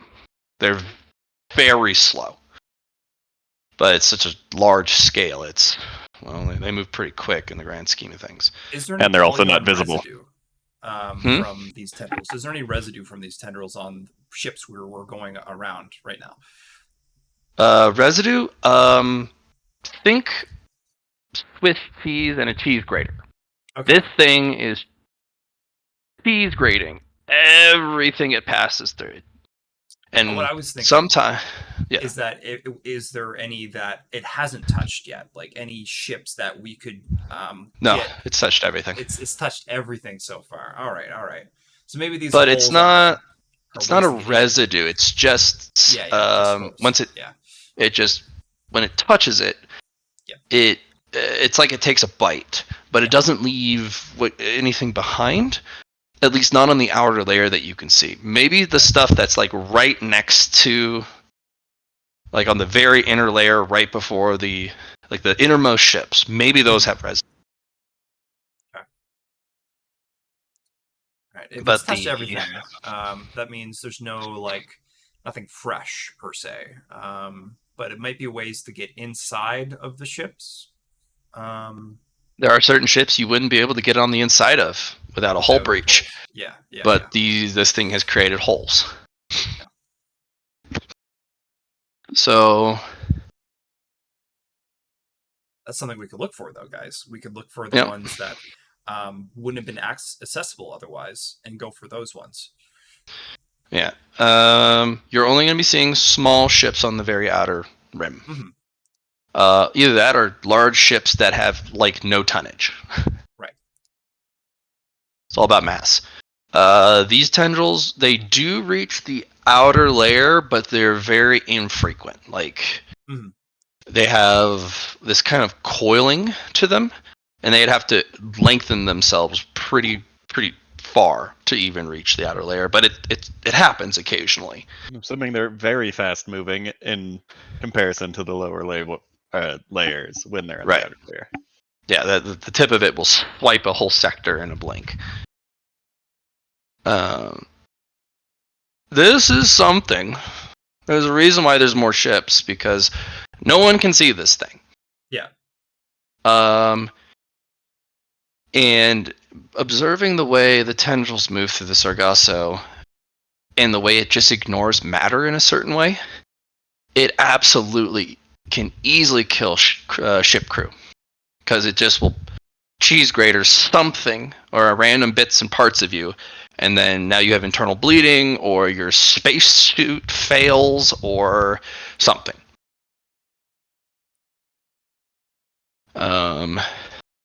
There does seem to be some interesting things. Two things of note that you observe. There is a specific quality to certain ship hull that seems to be a bulwark. Like if the ship hull is dense enough, at certain times it doesn't flow through it. It bounces against it and skitters across it. But it does significantly more damage to that particular type of hull because it can't pass through it. Yeah, so it's like a instead of a hole, it's a line. Yeah, so it hits a wall and then it just absolutely rakes across it because it can't flow through it. Yeah. Shield generators and shielding for ship cores seem to be holding okay, depending on certain energy frequencies. There are some shield generators still operational, mostly the stuff around your engine, your power source.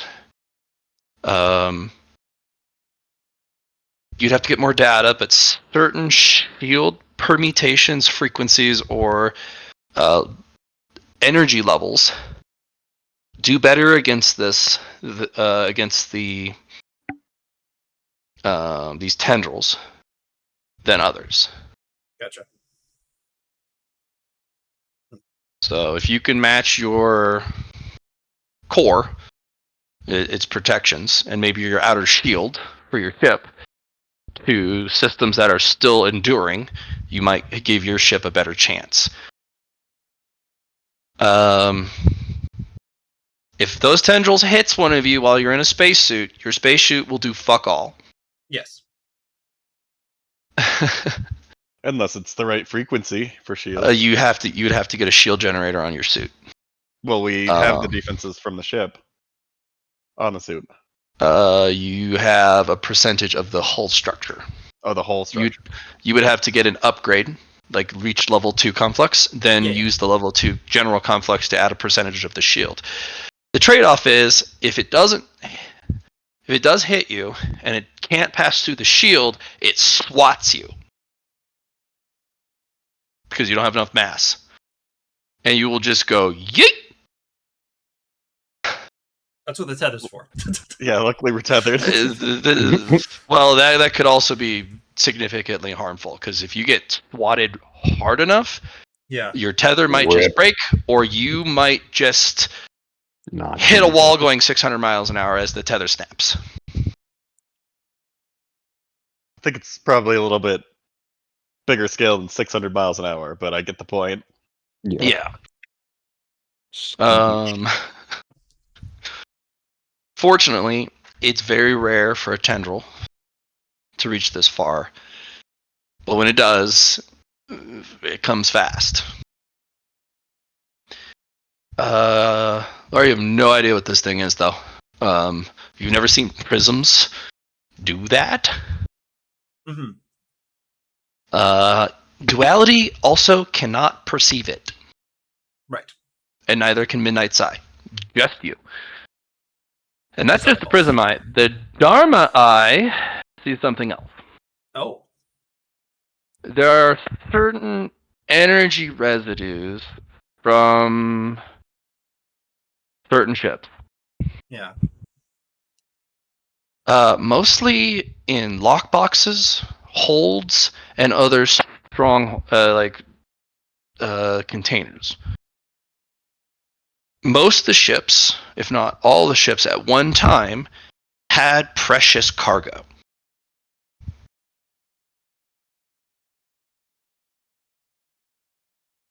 Okay. A lot of the ships It's are like missing it now. It's like a collector. Okay. Of some sort Or of resource.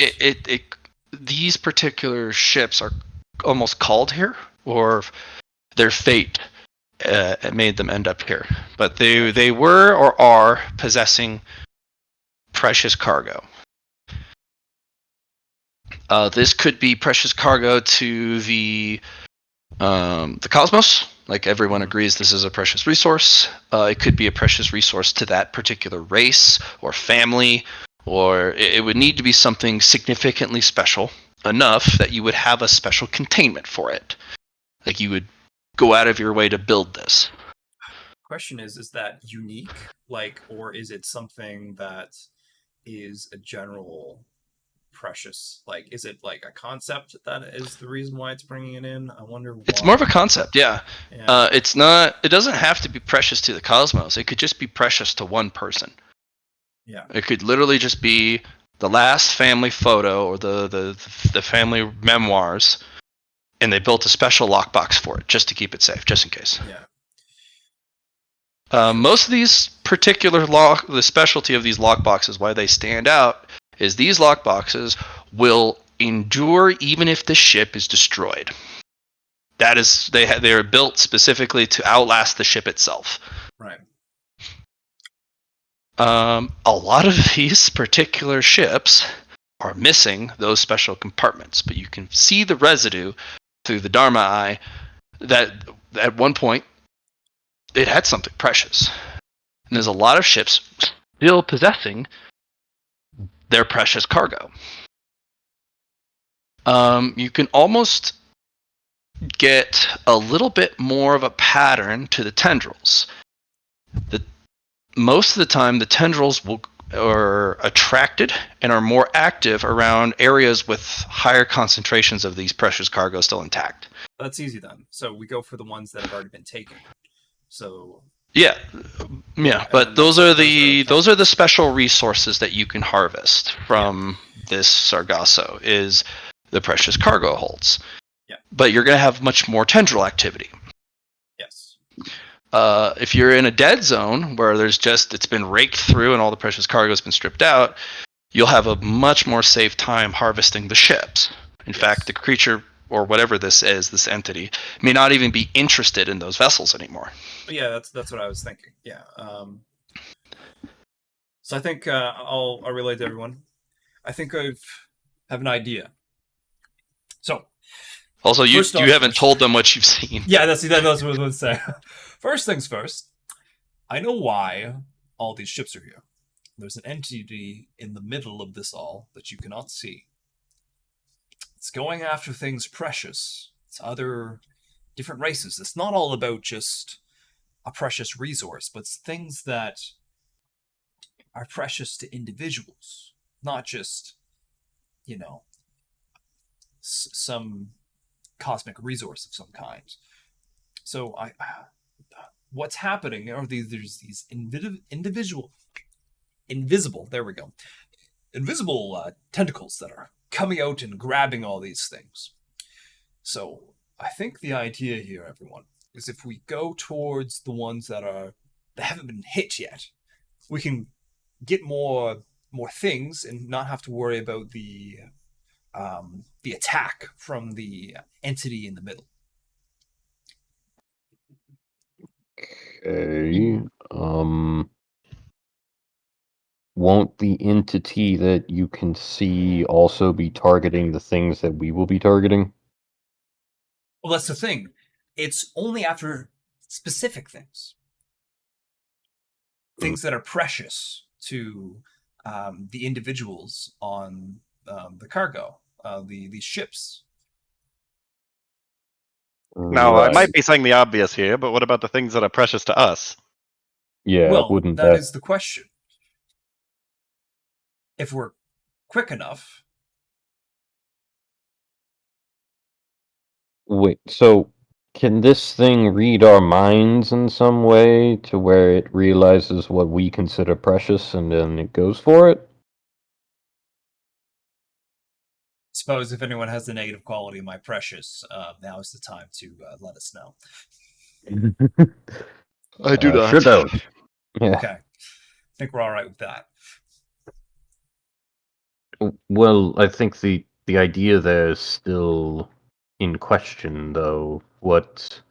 How does it determine what is precious to us? It seems to be able to, if it's like far enough away. But I think, what if we have to get close to it for the thing that we're trying to grab? I mean, fuck it, let's just do it. But Well, what I'm trying to say is that these ships are here for a reason. Hmm. They're fated to be. And the reason why they're fated to be is because there was a specific item, something precious, upon these ships that are, this entity is after. It's the reason why all these ships are here. So if we go, but we're an outlier in the case, and that was what I'm trying to say. Maybe we are fated to come to this point because that's just the way it is. But it's not a natural fate. It was added in. We are something that is not supposed to be here, I suppose. We chose to come here. Do you know what I mean? Mhm. So, in that case, we at least have some leeway. Is what I'm trying to get with.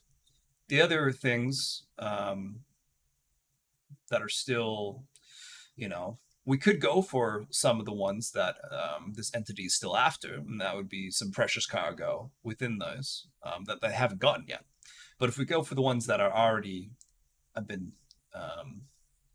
taken of, we can still get some things and have a safer time.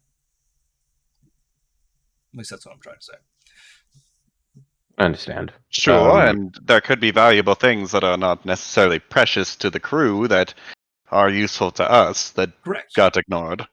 Mm-hmm. So I can at least see the entity, and we do not know if there's other creatures within this scavengers or ones that can come after us. But at least I can see the tendrils, and we have some way of protecting ourselves by evading out of the way.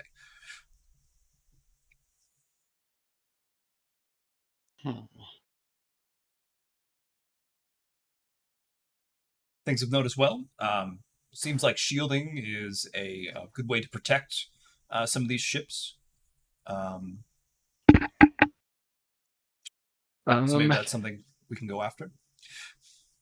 On the projector display that Midnight Sight creates, if you're going to have dealings with cosmic entities, you need star armor.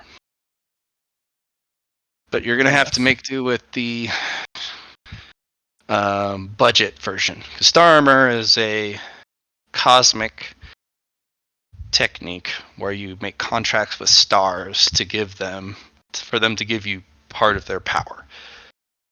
Stars are very arrogant. They never do this. But you can build it with stardust. Oddly enough. Yes. Star armor is literally just an ablative protection using Stardust. Otherwise, with Star armor, the actual one, you get a percentage of the star's mass as armor, Hmm. and a percentage of its mass in actual power. And then you get a feature depending on what type of star sponsored you. See. And this is a passive thing. But you can do it with Stardust. You just have to invest a shit ton of Stardust. Interesting.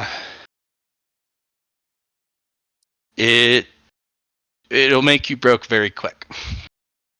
Because if that thing hits you and basically perforates you with whatever it's doing, you have to pay to block that in Stardust, and that could be 10 to 100,000 Stardust a drop, or an interaction. See. Depending on how much this thing would have perforated you.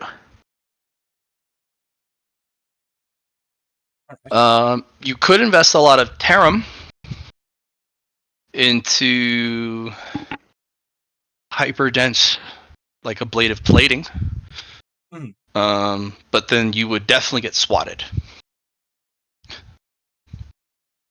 So, Or we could invest instead in making our ship seem unappealing or unvaluable with like the dampening field. true. The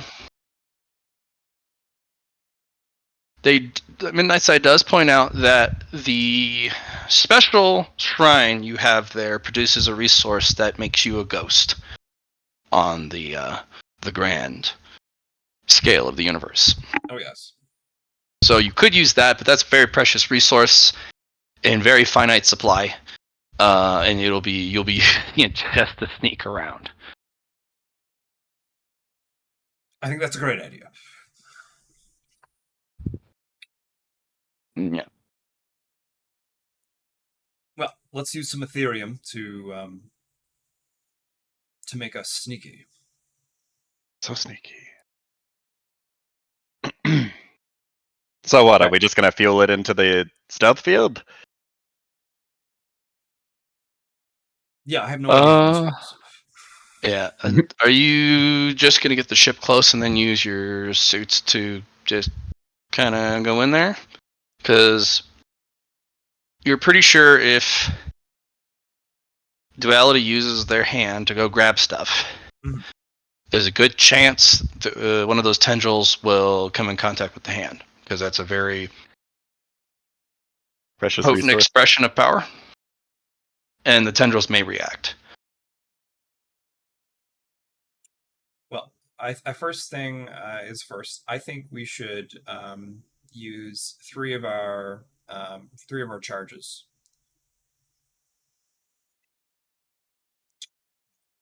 For one for each of the three. What's it called again? It is called Ethereum. Yeah. We'll use three of our charges, and I will denote that we've used it.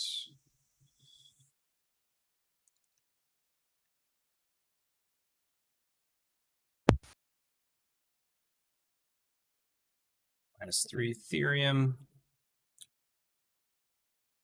And let's apply it to the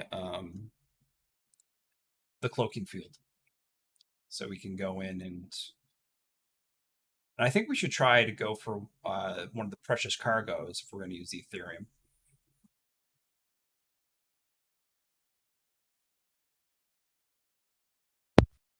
Good idea.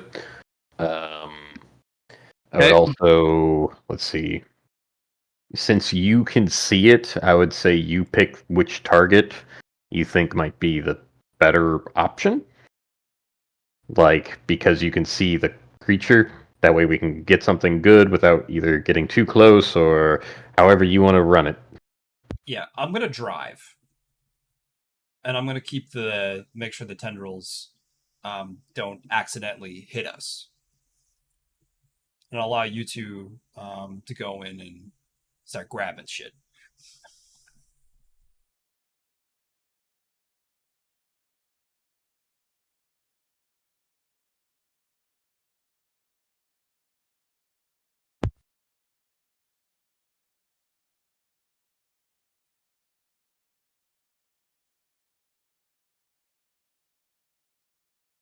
Sound like a plan? In-game. Casey? Yep. Okay. Right. Yeah. All right. Well, there's a couple small ships with precious cargo you can detect. They're on the outer ring. Mhm. If you could not sense it dharmically, this would literally just be a luck test. Right. And it would be a very hard luck test. Are you prioritizing precious cargo or specific ship permutations, ship upgrades, ship parts? So, I think precious cargo will be one of them. A power generator should be another one that's shielded. And then I think the last one. Like a containment field or something. Yeah, or if we can find a maybe like a computer of some kind. Okay. So Midnight Sky has a suggestion. If you pick clean a whole area of precious cargo, you make a dead zone of uninterest. It's really risky, but it'll make harvest of more mundane things a little easier because there's nothing of interest here for it. Right. So let's pick a sector of the outer ring that has a big dead zone and just a few precious cargo, but then you also have to, like, is So it if also we- worth hunting for other parts? Yeah. So yeah, I think that's a great idea. If we take away the precious cargo from that dead zone, it makes it even deader, which means we'll have a better chance to look for the thing we're trying to needle in the haystack issue of the computer. So the trade-off, though, is if there's less precious cargo, there's going to be less general loot because it's swiped through multiple times and it's done It's true. significant damage. If there's more precious cargo, the tendrils have not come through here quite as often. Yes. But there's a much higher chance for them to do so, especially during your collection process. So the more saturated an area with precious cargo there is, the more intact the ships are. But the more likely the tendrils will come by. So it's a huge trade-off. What do you guys think? I feel like going to a dead zone first to see what's going on is maybe a better idea because we're only looking afar right now. So if we just jump into a place with a bunch of precious cargo and don't really, Get unlucky, then if we get unlucky or don't really understand how the mechanics work, I agree. and die because of that. Yeah. Let's test the waters before we jump in. So I think That's we a should good go to a dead zone. Okay, let's do it.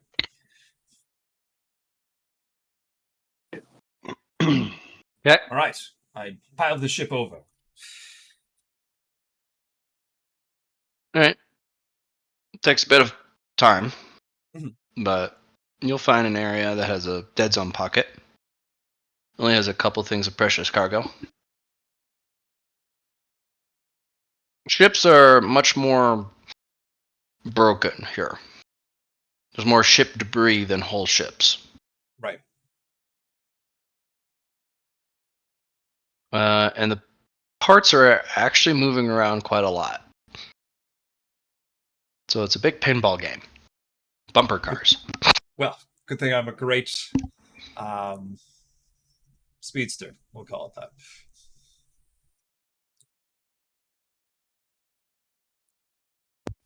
Okay. Were you looking for pilot? I'm the pilot. Yep.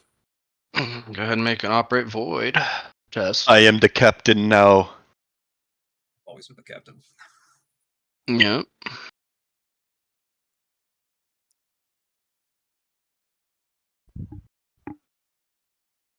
Ooh. Solid.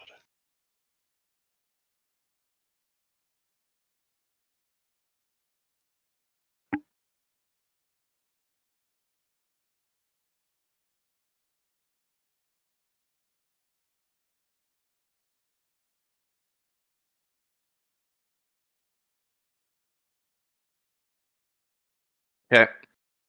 Um, your sensors indicate there's about 4 pieces of precious cargo, 3 of which are bouncing around in some piece of debris. So it's kind of interesting. They're moving pretty quick. There's 1 piece of precious cargo in a piece of debris that is dead still in the middle of the bumper car zone. Other things come close to it and bounce off of it. Okay. Yeah. But it's in the middle of pure chaos. Chaos. Yeah. Good thing we trained to dodge that stuff. Yeah. But can the ship do that? That's true. And can you do that in 0G? I might be able to. Mm. I can apply kinetic energy to myself. Or There you go. that stuff. Yeah. And then you could also do. Well, it depends on your. No, you haven't gotten high enough in the movement mechanics yet to do whole body contortion. I feel like Chunpa would be great with his current gravity stuff. His current what stuff? Gravity stuff. We'll see. Like his martial arts that allow him to like jump off objects and stuff. We shall see. Or his gravity qigong. All right, so I feel like what I want to do now for one of those precious cargo ones is match up with like how it's moving. Mm. Well, with the bouncing ones, you can eventually, if you want to be patient, wait until it would bounce towards the rim of it, in the other direction, and then grapple it and pull it out. Okay. For the one in the middle, you would have to move your ship into the chaos. Yeah. Yes. You would be taking significant shield and hull damage a turn. Okay. Well, we'll not go for that one. We'll make it an option for next time. We'll start mode it if it's still there. Yeah. Because right now we're not in a we're still starting out, I suppose.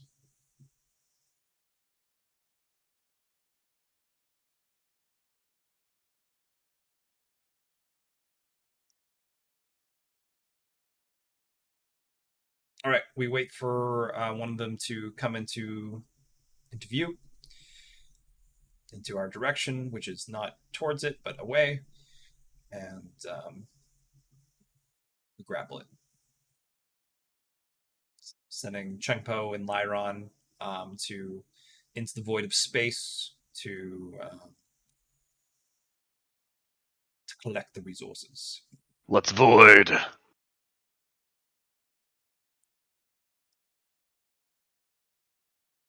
All right, I'm gonna need a operate kung fu test. Prick kung fu.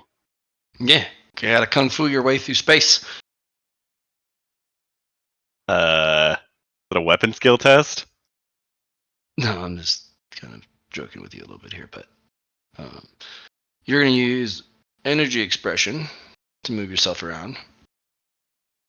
Tempo, you're gonna use what? Po of the Chun. I thought I had responded there. Celestial gravatics to try and either pull objects toward. Okay. You are out in a spacesuit. Yeah. You're not at your terminal. You would need something to express gravatics in the void of space, not calculate it.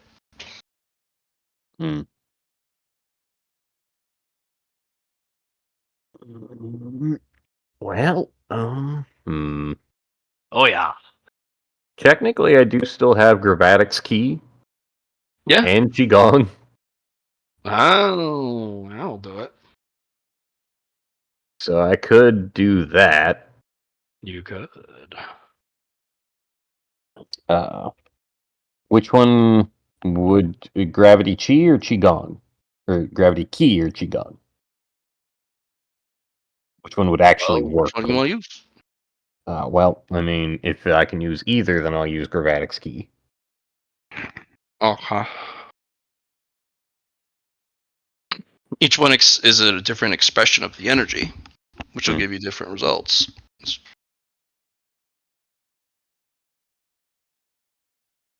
Mm. Yeah.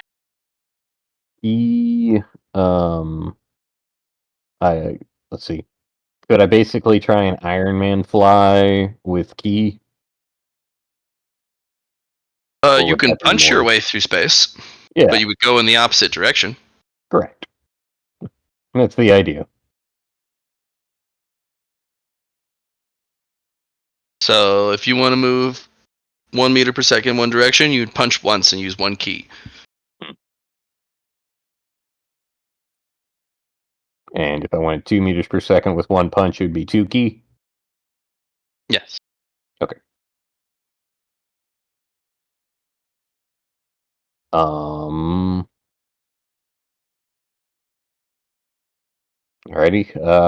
Just need a target.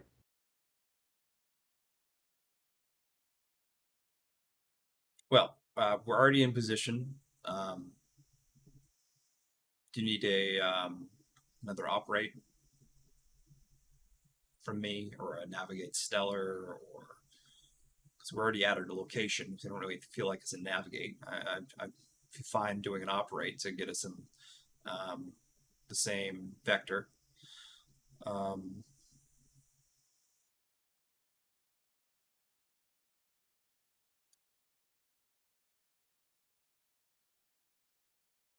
Or am I good to go?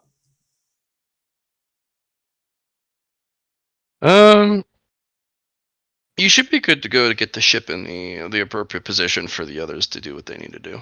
Good. Problem is, some of those parts are moving really fast, and they've got a lot of weight to them. So depends on how you guys can catch that thing. I can slow it down while That would speeding be good. myself up. That would be essential, yeah. Okay, I'll absorb kinetic energy from it when I get into range. Okay.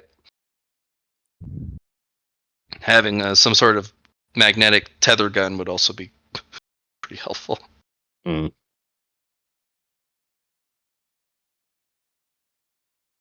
Oh yeah, you could use gravity Qigong to do that probably, or Qigong. Just pull something to me.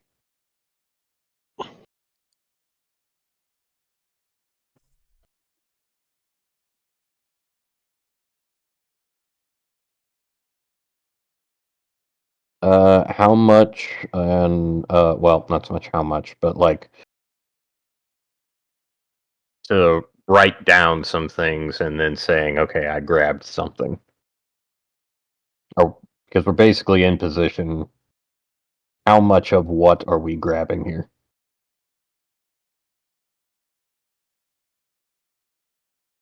I think there's just like one precious object flying around. We don't know what it is.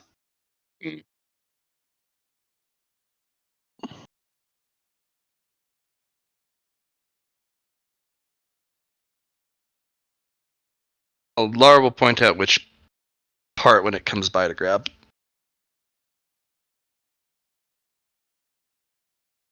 Okay. So it's all about a timing thing.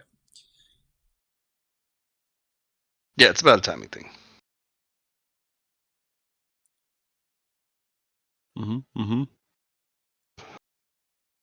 Because we don't need to slow it down all at once immediately. Can just wait for it to pass a couple of times and slow it down each time. If we're in the right spot. That would work, yes, Matt? As long as you're in the right position for the timing. I'll use mathematics to determine how it's going to move Oh, yeah. around. There you go. Roll me some mathematics. Okay. Nice.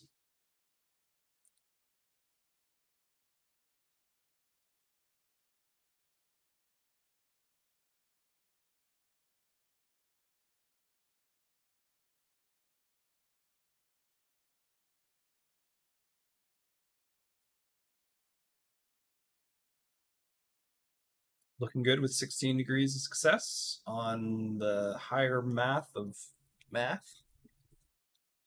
The extra You can math. actually increase the odds of the object in question reaching safe acquirable distance by messing with other parts and just kind of doing a little push. Okay. Yeah, because otherwise it's just complete chaos and random. But if you can introduce a seeded element, you could have it ricochet off of other objects and increase the Okay. chances of one of the. I guess the I'll three start that- doing that. I can produce kinetic, or I can get kinetic energy from the system. So I don't think having enough energy is an issue. No, because some objects need to be slowed down, some objects need to be sped up, some objects need to be redirected. So it's just this big dance of energy. Would I'll this start be a good doing that. usage of Sure. narrative points? Mathematics. Oh yeah, I You could just- use narrative for this. Yeah, you could.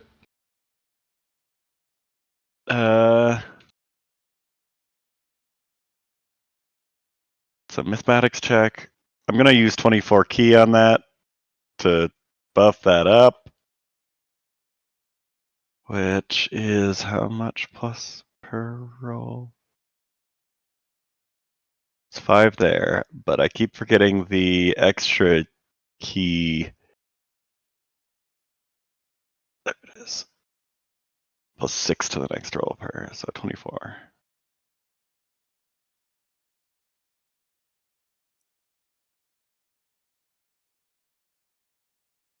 Oh wow. Okay.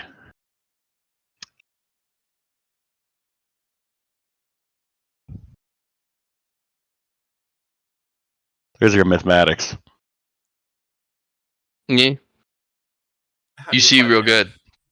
narrative? I haven't applied a narrative point yet. Okay. So Okay. if things are going correctly, I don't necessarily need to apply any narrative to it. Now you got that sweet, sweet math. Yeah. I don't need luck when I have mathematics. Mathematics. I was thinking, way I would apply narrative is that I would almost like kind of take things out of the equation. So you know how everything's in chaos right now. You would hit things so everything starts to align and be orderly. So everything stops jumping around everywhere. It kind of just. I think the falls idea is into I want place. them jumping around in a specific manner, which is not actually chaos. It's just a lot of variables right now at the moment. But if everything's all orderly, then it probably might be easier to calculate, but would take more energy. Okay.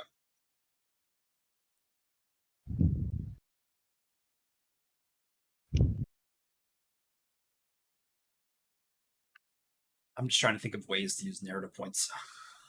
Sure enough, I'm gonna save them in case there's a tendril that happens. True. But I'm watching out for you guys. Sure, Okay. sure. It takes 6 DTA Oh, before the first one comes into place. the first one. Okay. Otherwise, this would have been a much larger number of you. Just everyone just waiting, going. It's kind of like that. The DVD square that bounces around the corners. You needed to. Yeah, you needed to perfectly hit both corners at the same time. That's what you're waiting for. But if you're also introducing other collision events, you've reduced it down to only a D10 worth of DTA. Instead of Okay. like a D100 or multiple D10s. Alright, this thing unfortunately is coming through at a very high speed. And it's got some decent mass to it. Okay. I'll remove some of its speed and then do this again. Okay, How are you going to assist acquiring this papa piece? You said that, what was it? Depending on whether or not there needs to be another prospect mathematics roll, could I try and play pool with some of these to where I punch an object into the other object to shoot it where we want it to go? Been doing that. You'll have to do it by Lyron's calculations. Because if you just introduce a chaotic element, his calculations are like, oh, that's going to change things. Yeah, completely screws it. But yeah, you could have been punching stuff. Okay. Depends on how much key you want to be using throughout it. Because we've now got a 2.5 ton piece going 80 miles an hour that you guys need to catch. Yep. So, Which, yeah, and a lot of my key has been changed to poison. But you do have gravity qigong. Do you have a way to express it? What can the difference in between Qi, Qigong, and Qi? Can Qigong be used as a way to just grab something with gravity, like as if almost magical hands, and slow it down? If you have a technique for it. Qi is more of an element bender type of thing. If you had gravity Qi, you could just express your will and it would grab onto it.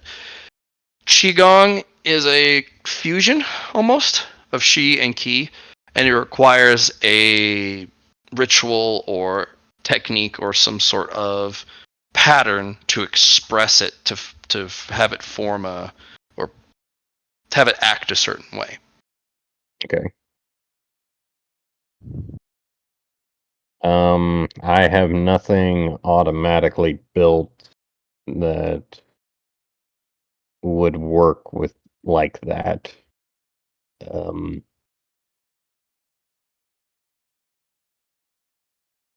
Only thing I could really do would try to be using Gaiam Punch, and that was where the pool idea, hitting something into something to it landed in the pocket. But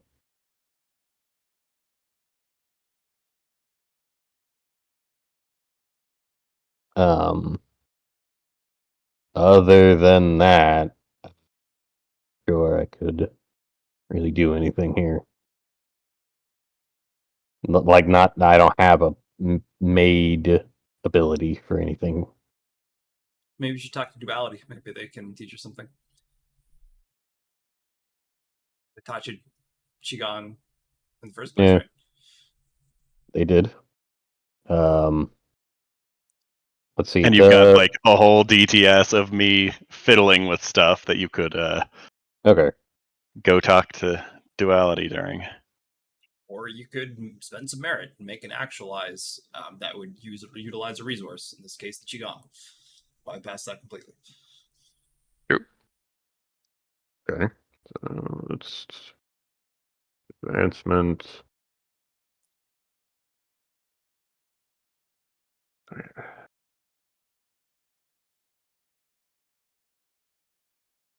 So actualize and power. Actualize power, gravity qigong.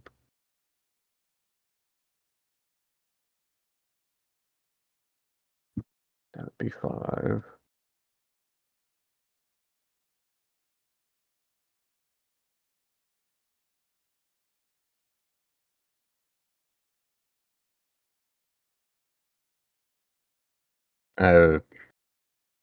Qigong was a blend in between me having, or like pushing power and almost magical power. It's esoteric, if that's what you're asking.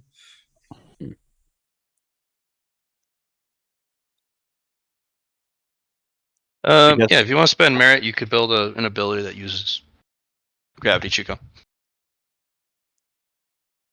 It would be an actualize. So like ki is like an inward expression of power, and qigong is an outward expression. A lot of the time. No, it's both and neither, and one or the other at all times. Because it's more of a mystical energy that's not defined by the rules that ki is and shi is. So it's all the things in between ki and shi. Ki is internal energies directed through the body, but it's an internal expression. Shi is an external expression, and qigong is everything in between. Okay. That's why when you run up against a qigong user, who knows what they do? Because they could have the same technique, but they express it differently. Okay.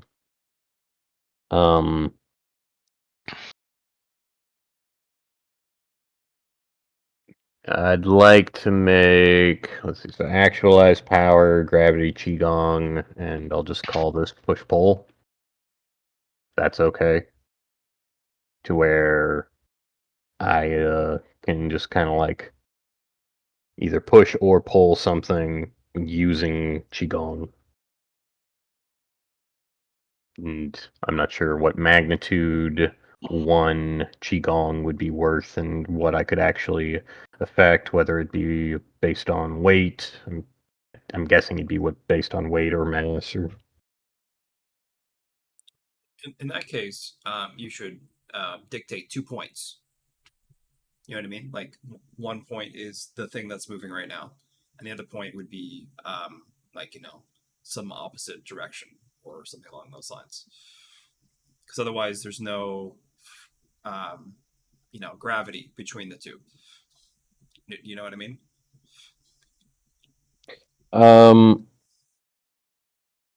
So, well, yeah, I think I would be like the base, and then something that I would target would be the next point.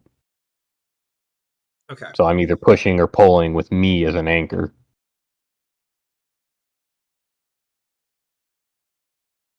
But like you said, would be based off of your gravity. I mean, not Yes. your gravity, your mass in this case. So if you don't have a big enough mass, wouldn't you get pushed?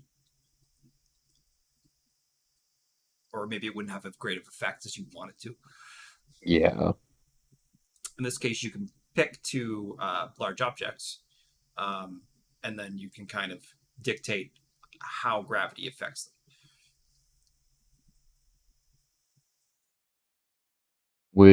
Would that be allowed for me to dictate using something else's mass and pushing like 2 objects away from each other? Or pulling 2 objects near each other and saying, hey, that thing is the mass that I'm anchoring off of, instead of me. I think that's what you're trying to say. Yeah.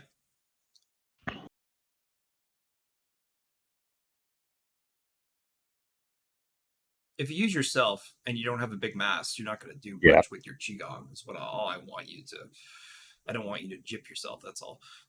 I understand. I'm just not sure that I would actually be able to do that with the wording of internal and external. Well, neither. hold on. I what I said confused you and was incorrect. I was seeking clarification and was told no, basically. It's wibbly wobbly kung fu stuff. I wanted to do this. That's really Yeah. That's all you got to say. Okay. Whereas shi and ki tend to be, I guess, more defined. Yeah. You have Then, the base concept is gravity. Now, how do you apply that gravity in what way? But you need like a ritual. In this case, this is how you're using your actualize. Using a then resource.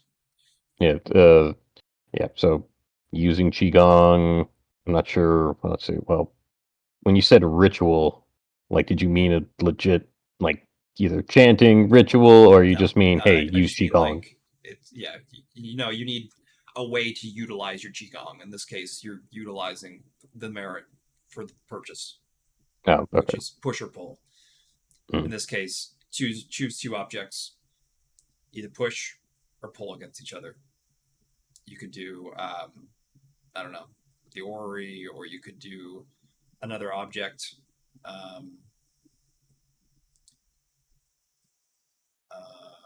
Yeah. We're trying to grab these things right onto the orrery. We want Or- to slow it down enough to capture it. Yeah. Okay. And I'm currently doing something that's taking presumably more than a day to basically make the bet like a perfect pool shot, effectively. Now, Mathed it out. The I'm vectors mathing it out, yeah. are in play. So what my thought on this is that you have your mass coming towards us. You would use something behind it in this case to pull towards it, which would slow it down. I gotcha. Yeah, that's what I was wondering. I'm just like, if I use the orrery, then we're gonna crash. And so I'm just thinking the opposite on that. So I would need an object that goes in basically 180 degrees of the current trajectory, uh, or just something close to 180 degrees that would slow it down enough that we can grab it.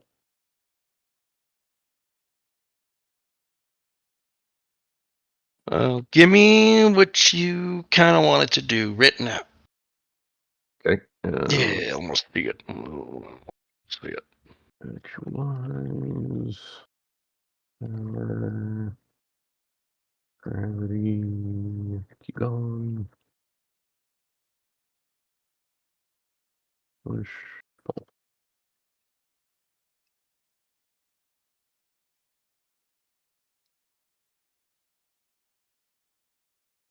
Mm, Objects.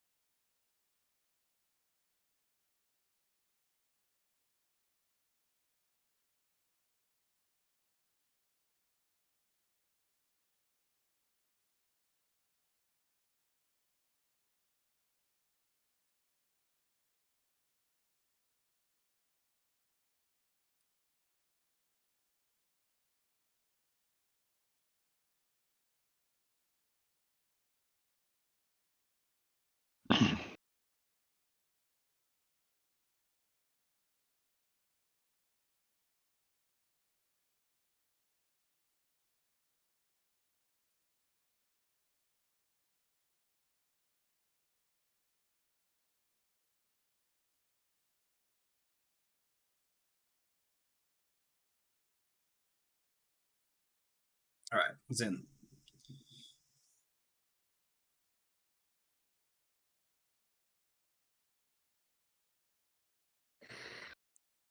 Is that all right? Sure. Yeah. Abilities. Where? Pretty good. 2 objects are selected in an area. Gravity Qigong is spent to either push or pull the objects to or from one another based on the object's mass. Yeah, so you're relying on exterior objects and the nature of gravity by mass itself. So Yes. that's fine. That's using your noggin. You can even make this a spirit actualize because you're linking objects. Gotcha. Spirit actualize. Okay. I need to write that. Let's see.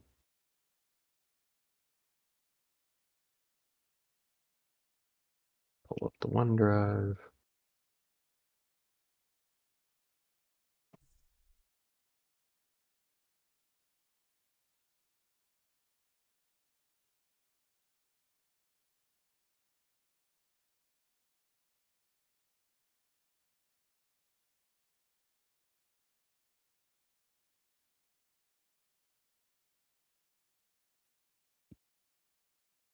Alrighty.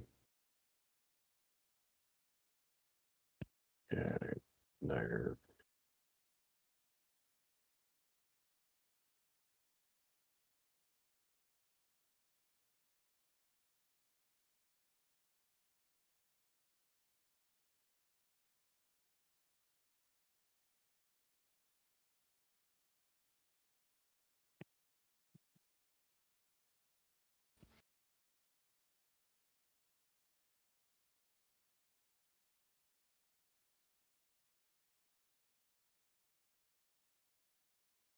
This would be a talent actualize, or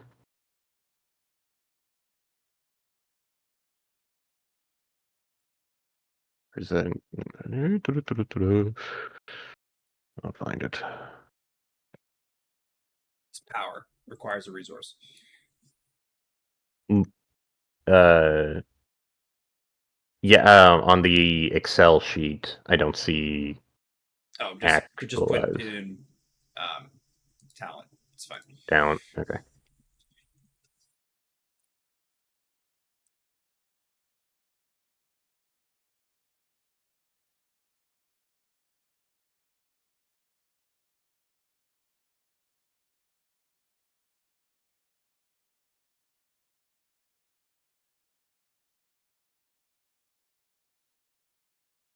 All right. All right, you have your target, Mr. Poe. Iron has set it up for you. Which two objects are you using?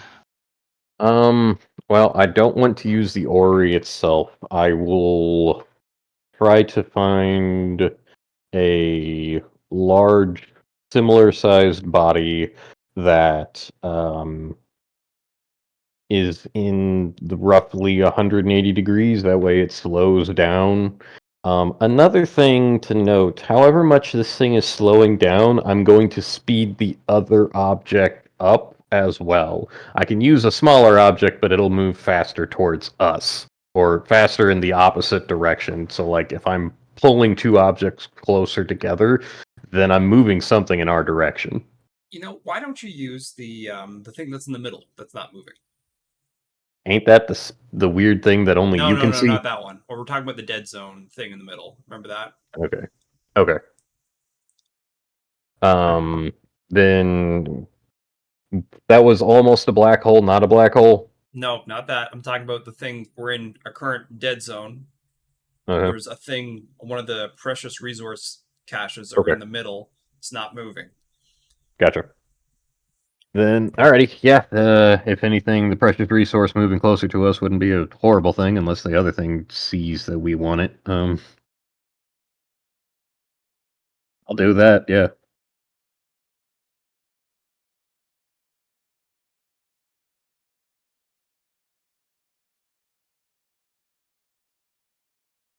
You also use the ship itself. Yes, but then if I'm slowing down, then I'm pushing the ship away. Because I can only push or pull. So if I either pull it towards us, then we might collide, and if I push us away, then we have to move the ship. I mean, I guess we just have to move the ship. Yeah, I think using the ship might be a better idea, and I might move the ship a little bit, and we might have to steer like a couple of feet closer, but if that's all right.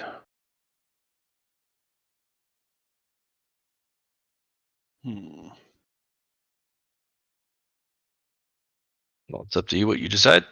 Once you've picked Are we- your targets, type them in chat, and we'll see how it goes. Targets. What are we calling the target that Lyron Object is the precious thing that I'm object? trying to get. Precious objects. Which I don't think I've directly manipulated other than when I got it to pass by once to slow it down slightly. Precious object and ship and personal ship.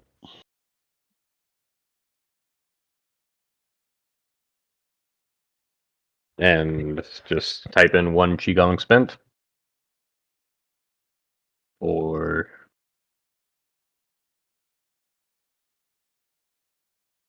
There you go.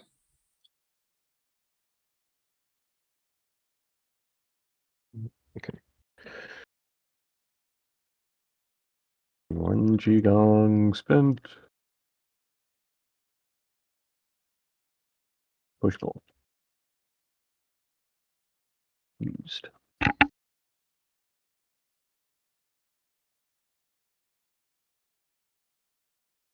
The precocious object? You know, I thought it autocorrect to precious.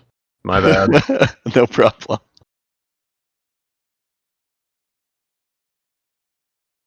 I do like autocorrect.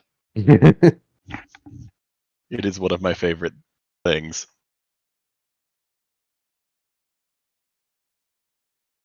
Also, Matt, I think I'm gonna get like a cider variety pack.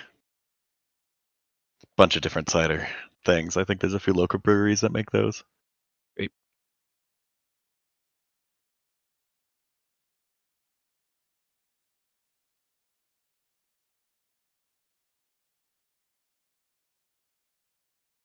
Pull, push.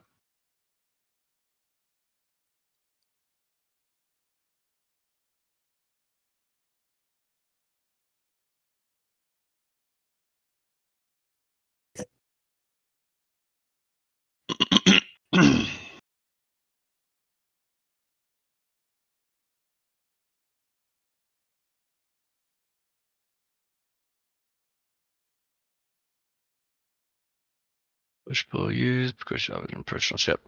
All right. The ship is pulled a little bit closer, and so is the object. And you kind of yank it out, and Lar will then continue to eat the kinetic energy as it leaves, and you got Byron? yourself an object. Yeah, they're Yippee. Alright, let's figure out what that is. If you ever need to harvest kinetic energy, there is an endless amount here. There's usually an endless amount in most places. Well, the energy here is huge because it's huge objects moving. I suppose, yeah, So. it's more magnitudes. Yeah. Yeah. Yeah, you've got yourself a part of a ship. Let's figure out what it is.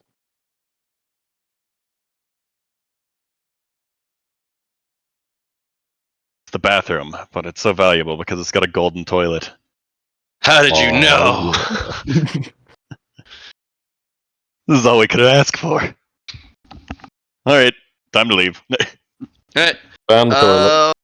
You picked up a fragment with a precious object. Somebody can roll me, if they'd like, a luck test.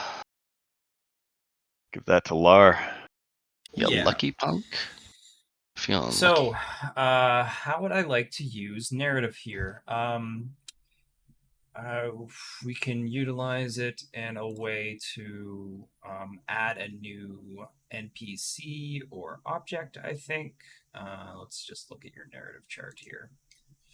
Can alter unique narrative alteration to the environment, to the structure, or narrative in your favor. Introduce new characters, monsters, entities to the environment. Improve the quality tier of mundane craft, not including pinnacle crafting. Add powerful weapon quality.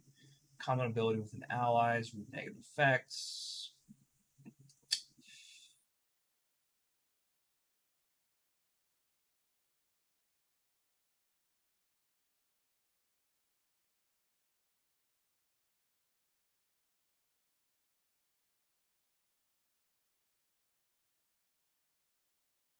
All right. Well, first thing we'll do is we will reroll.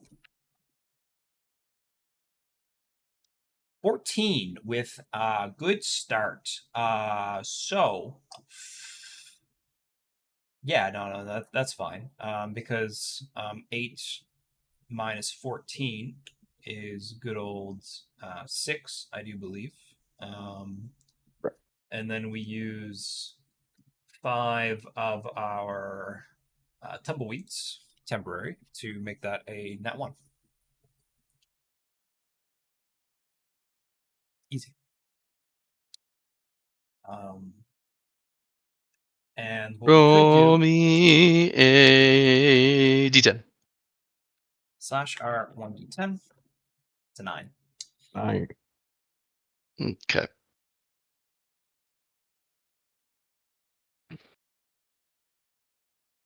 All right.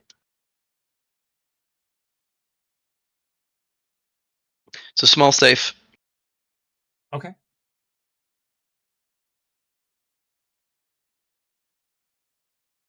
Cool.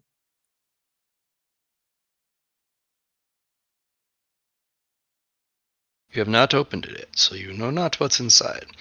The rest of the ship, a lot of good scrap metal. Right on. Not a lot of mass, but you got a lot of wires, circuitry, internals. Mhm. And your hull is big enough that if you kind of pick this apart a bit, you could fit it. You could probably fit another chunk of this size, and then your hull would be filled because it's not small. Gotcha. So that hull will fill very quickly.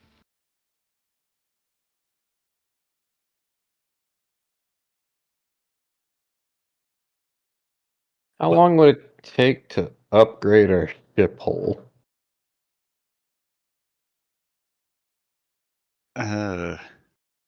We have a lot of spare crap floating around here.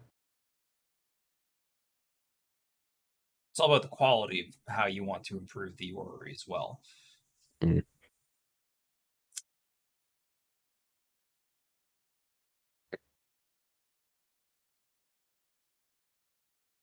14 on electric's pretty good, though. I would say.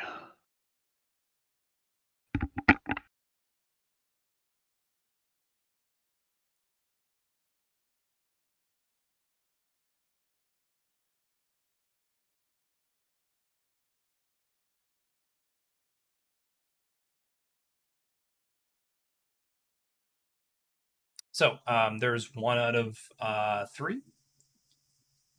Yep. Go ahead and if you guys want to, see if you can open it. The little safe. Lyron, do you want to try safe cracking this again, like you did last time? Sure. I'll listen to it first. That's the Instead way of I was looking thinking. Is it like a combination lock or? Yeah, it's a combination lock. Okay, Where you spin I'll do left the and right. same listening thing that I tried to do with the super complex thing beforehand. I'll use my awareness. There we go. We're gonna spend a whole lot of key. 24 of it. Which is 264 plus 251.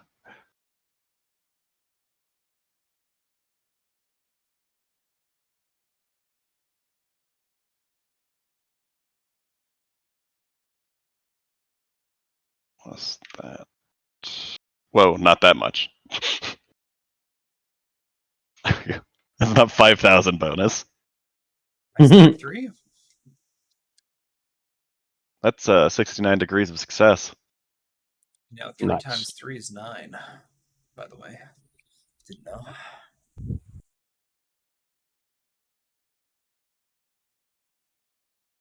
Really? It's also 69 degrees of success. Yep, that's what I said. Yeah. Oh, that is a 9, isn't it? Is that a relevant 9? The 9 above was the what we rolled of the 1d10 to get this item, I suppose. I was just Yep. adding a little bit of lore to 3 times 3. Sure. why this is fun.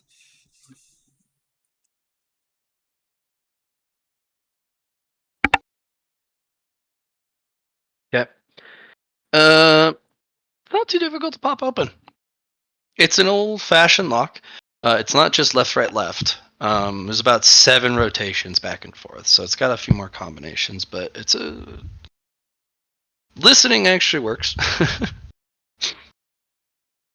And you hear a thunk once you once you get all the combos in place. It's got to pull the handle. Everyone, step back. Pull the handle. All right. When you open it, a ton of paper just falls out. Oh, another one of these, I see. Yeah. Is... This little safe is filled to the brim with photographs. Dudes. Not real helpful. Polaroids of celestial objects. Oh yeah. Interesting. And we're talking hundreds of them.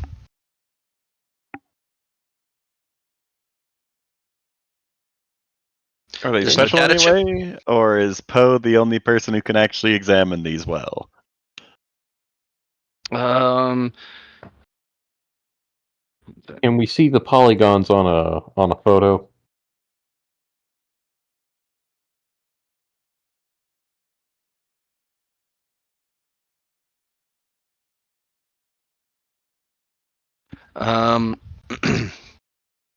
Yeah, Lyron, you just have to look really closely. Just put it right up to your face. Well, Lyron won't see it. Maybe. I know. Yeah, Poe, you're the only one who can actually just see normal image. Gotcha. So that would maybe like coordinates on the back. Yeah, I of was the about to say, photos? any label? They all have nicknames. Handwritten. Some of them are done in different pen. Some of them are done in marker. It's a collection of celestial objects that they photographed. The photographs are crazy good though for a Polaroid camera. Normally you'd get this out of like a digital or some sort of like high-powered lens. But to be able to print it so well on a Polaroid, it's pretty good. Fortunately, these are not just the really small ones. These are like full sheets, like 8-inch by 8-inch sheets. They have little names. When you look at some of them just look like normal planets, and then some of them are it's just a white ball. And then the nickname for that is blank slate. Like, there are some really weird ones in here. And on the back is some sort of code that it's like strings of sets of 3, either letters or numbers or special characters, dash another group of 3, and it's like each of these are 21 long. Oh man, they're coordinates. They might be, but you don't know. That's a big coordinate. You're gonna have to run it through the crystal buddy.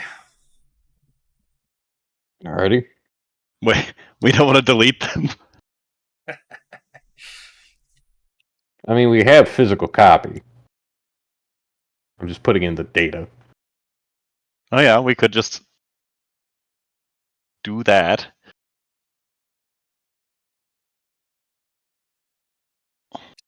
So blank slate. I wonder if these are like.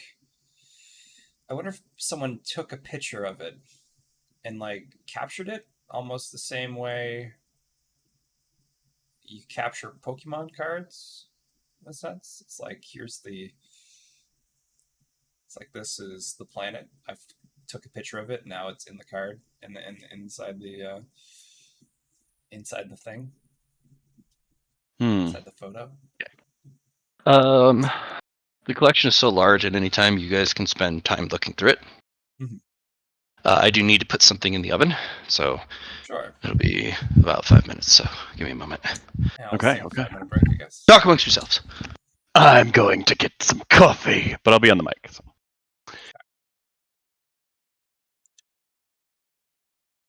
I'm ordering myself some sushi to be delivered to me. This sounds like an excellent plan. Peace. Hello, John. Hi. Is your party also wandering around in space? Did you know this is actually where checkpoint 2 is? No, it's not. What do you mean? That's what we were told. That's why we're out here. Hmm. Did we go the wrong direction? You Maybe know, we it should would have be gone surprising. left instead of right there at the crossroads. There. Space is in fact not the right way, but it is a way. I'm sure. Well, it is. Well, Let's see, shit. What did he call you? The something pinnacle no, that's of. Johnny. Oh, oops, my bad. Johnny is the conflux man. He's got confluxes for days. If he makes a character, it's just an excuse for a conflux or 5. This is my Whoa. only character that I decided not to go complexes, but I did a loophole with the Tesseract, and And now you have like 5 confluxes. two complexes. Thank you. One's like level 8 now? One's level 10, actually. Oh, okay. It's interesting what you guys are doing, yeah? Because I imagine there is a celestial layer to the path. There Yes, is. there- We've already found some celestial practitioners. Well, no, not a practitioner. I'm saying a celestial version of the checkpoint 1, checkpoint 2, so on system. Oh, sure. We're mostly I- just doing this for like resource gathering. I really think you guys are at the point where your resources are gathered and you need to progress. Like now, We're- like yesterday. We're waiting for the tournament. Yeah. Go sit in a cave for 6 months and say, we do one thing, and tournament time is this session. Please. Please go forward. We are doing I'm stuff. sorry. Don't be sorry. This is my fault. Forward. Think about it like this. We're boldly going where evidently lots of people have gone before. Or lots of people have died before. You could extend one day to being 10 sessions because you just say, we adventure, and we keep adventuring, and we keep adventuring. And that's fine. But that means you've spent one day in 3 months. Yep. Which So- does. In a game where you will eventually be passing by millennia in cultivation as you progress forward, you need to get more comfortable with saying we do something to pass the time to the next event. Oh, well, you see, We we'll just we have have robot done bodies by training that point. months. Yeah. Yeah, we have done. Yeah, but John has a point in that Yeah. our training usually gets distracted, though. Yeah, it does. We also have ways use the orrery in that case to spend the time, but we got bottlenecked. Or well, not Yeah. bottlenecked. We got walled is what happened with me being an idiot and kind of fucking that all up. So that's what we're trying to resolve right now. my And big failure. also, we just need a few runs or a few things done in the orrery to feed our trash can. That's kind of the main reason that we're doing this right now, is because we don't want to all die to random void creature. We went off the edge of space, and you're dealing with consequences. So it is what it is. What would happen if you just abandoned the ship entirely? I would say fuck you. Lars Master would get eaten, Yeah. and maybe us. Also, my second master. Ugh. What if you called in the Void Patrol? Say, hey, we've got a creature here. It's literally trapped. It's not going to do anything, but it's marked here. Sure, for you. No, it's not trapped. No. It's at a Harvesting location, us. and if it is not fed, it comes towards the location. We have a beacon calling a creature. Hey, cool. Here's the beacon. Here you go. Use it to call in the creature and kill it. The thing is, we can actually get things from this creature, and I also get things from feeding the creature. In exchange for spending oodles of your time, energy, and resources going to space and hunting down resources.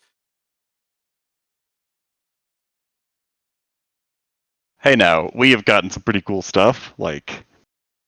My biggest concern is that, yes, you're getting cool things, you're accumulating power, but you're missing out on information.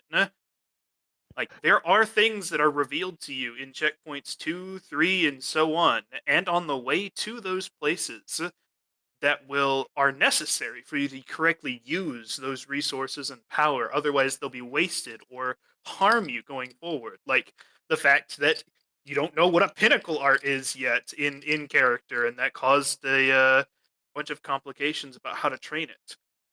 True. I'm But like sorry, I thought John, that we're pinnacle, not. divinity, and domain were not really cultivator things in particular. I'm sorry, John, that we're not as good as you. I'm trying to help you. No, I understand. I don't know what I'm doing. But also, so- we don't know that void police exist. Yeah, in we know one character. dude. Technically, we do have a way to contact one person, but Oh, John, you know what you guys don't have? What do we not have? A spaceship. That's Yeah, true. we got a spaceship. At the rate that you guys' campaign has progressed, if we are offered a spaceship, I'm going to say no. It's Get the hell out of here! I don't have time for that. All right, thank you. Good luck. I'm you. Ham is in the oven. ham. Hum. Ham is better than turkey, so I'm happy for this. Though turkey can be quite good. It's Yeah, a good Polish turkey. turkey is really good. But I did get this from the Honey Bake Ham Company, Ooh, so I spent the big mucho dollars on the good ham. excellent. I'm Yeah. probably just gonna get like one of those variety packs of cider, or 2 of them. How many That's great. people are showing up? 30. I'll pick up a couple.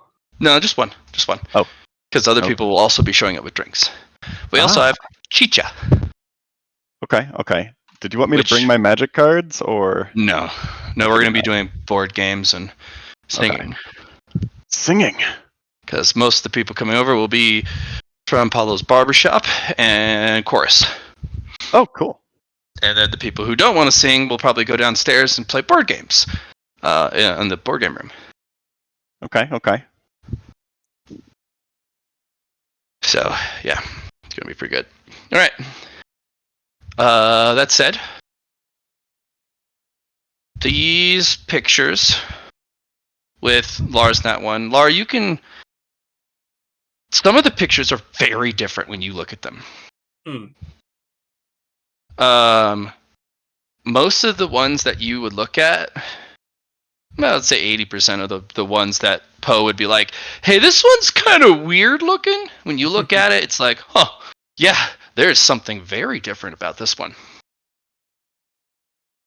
One in particular is that blank slate one, where it's just a literal white disc. Yeah. He took a picture. There's no feature, no blemish, no mark. It is a perfect white orb. And your Dharma eye also shows a pure white energy. Okay. Yeah. So something about this place is pure but ominous. Interesting. And it's like that from 80% of the ones that Poe points at that are like, well, these are weird.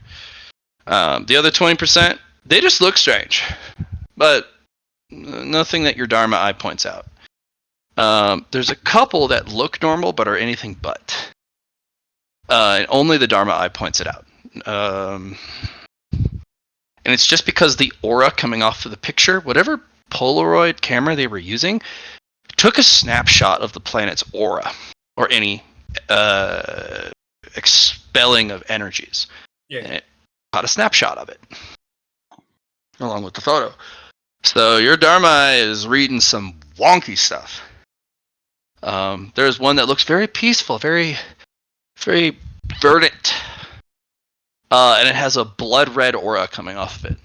So the amount of violence coming off of that planet, the amount of carnage and killing, is enough to actually create an aura. Yeah.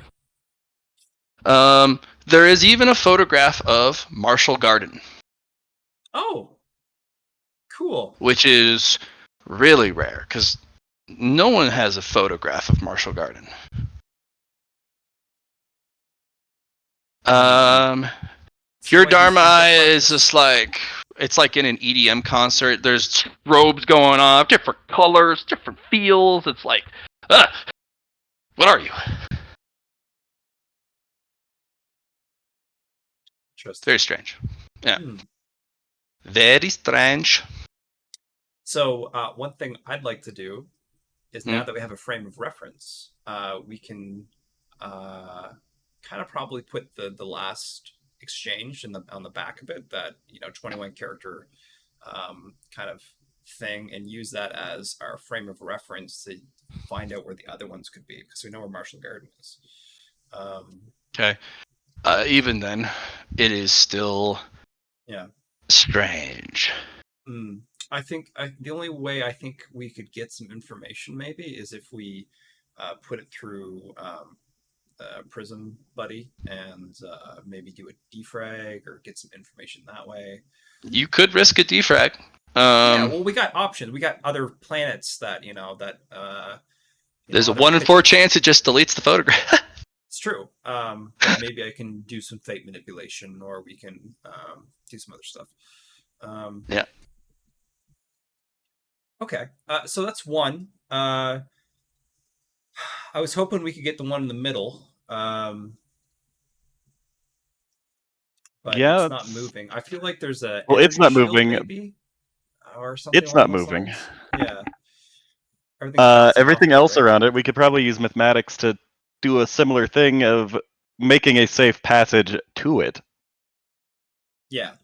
So if everything's chaotically moving around, you just introduce a little bit more energy and make it move in a way you want it to avoid a certain area for the ship.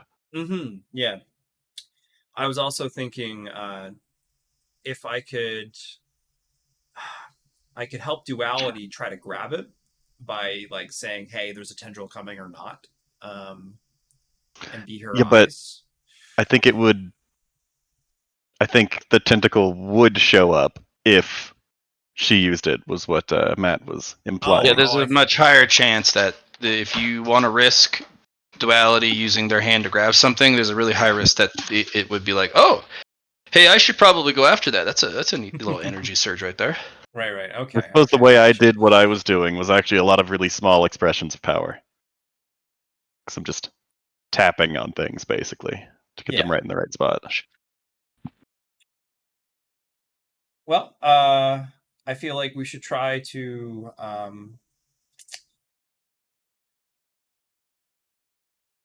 Yeah, I guess I'll go ahead and examine this chaotic mess around the thing in the center then, with some mathematics. See what's going on we with it. could also change the direction of other things around it and kind of make it more dead, so things stop moving, so we can go and try to grab it. Yeah, that's what I was saying. Yeah. Or not Perfect. necessarily more dead, but have an area that is safe for the Yeah. ship to go through. What I was thinking for you would do is you would kind of calculate a path. Yep. Well, but I was going to different things. calculate Yeah. the body as a whole to I figure gotcha. out if we could find a path, and if Well, not, make one. Don't forget about Chung Po too. You could utilize him, and you The can maybe gravity movement. do Issue is multiple at once, or ways to add in your calculations. Just could probably calculate that in as well if I saw what his ability did. oh right, I suppose you did. Yeah, I figured you would notice it slow down. Yeah, well, and the other objects speed up. Like you could probably.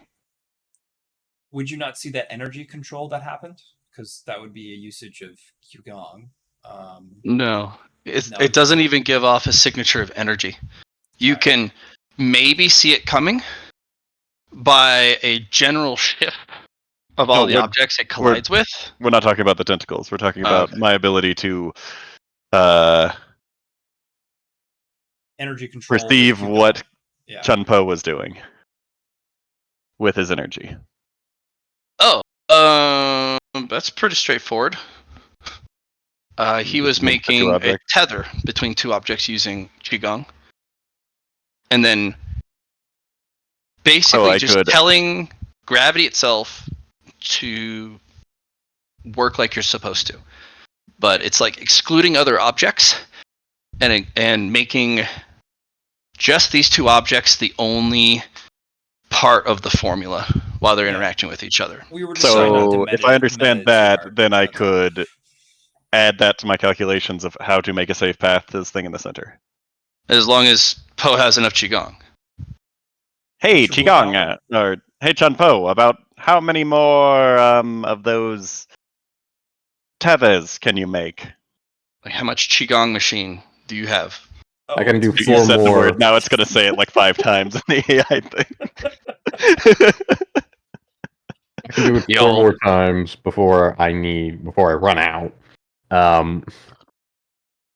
And then Okay, from there, I'm not entirely sure how I could, how to grab more. Oh no, that's totally fine, Chun Po. I just needed to know for my calculations how much I could That's- utilize that. And And whether you remember- want to use all of that or not. I can, no problem. And remember, it's based off of how massive an object is, can dictate the speed of both objects. What I was Yeah. thinking is you could choose that as being one of the objects, and then the ship as the other one, and make it come towards us. Yeah, and I do like that, but so if it's a small object and I pick the ship, then that small object's going to move to the ship much faster.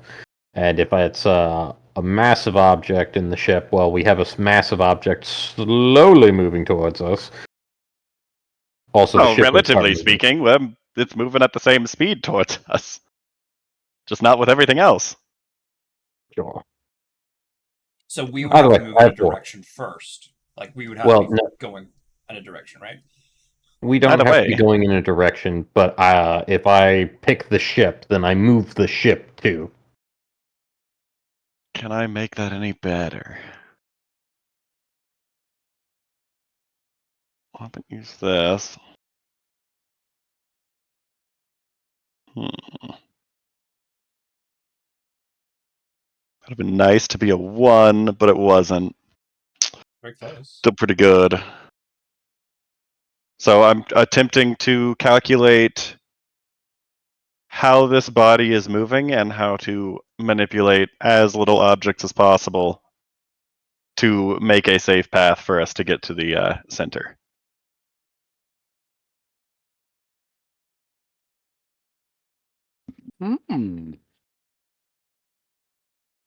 Yeah.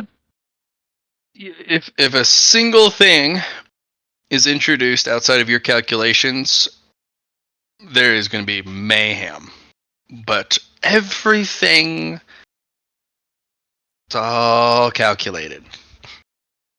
It's all part of the plan. You should turn on that ghost drive or something so that there's not a likely I already tendril. preemptively used 3. Oh, so we already did that. Okay, so it's Yeah. unlikely to notice us. Unless we do something crazy.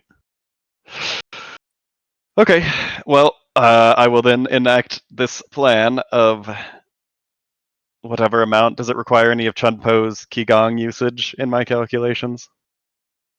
How much does you got? Get 4. Then you will use all 4. It's easier that way. Sure enough. Cuckoo. What's your Slight willpower movement. at? Is it only 50? Yeah, Gotta get that maybe number up. less. My willpower is exactly 50. I have been training every other thing. You've been reading. Listen, my intelligence is 94, my weapon skill's 80, my perception's 80, my fellowship's 80, my agility is 70. I've been training. Yeah. I just have low numbers and other things. But yeah. So we're able to get up to it. I'm guessing there's a luck test for this very thing that you were asking about. Any additional variables being added.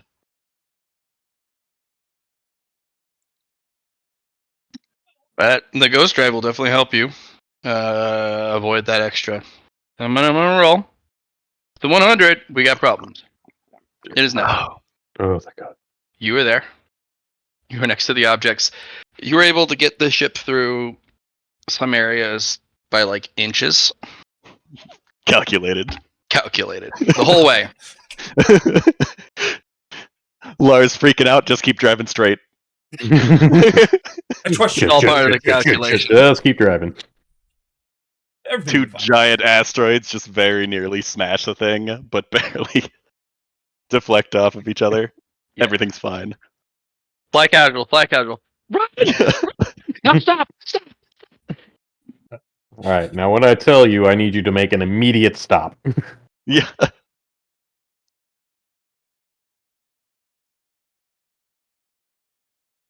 All right, you thing.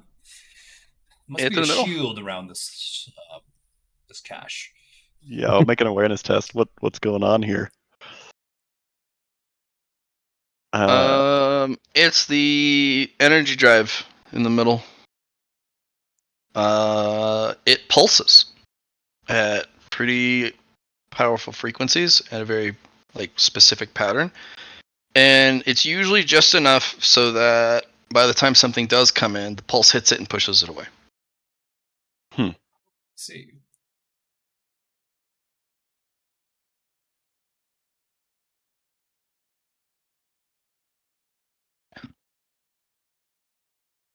You will need to get it to stop doing that if you want to collect it. I see. You said pulsing? Boing. I don't think gravity's gonna really help here, guys. Pulses.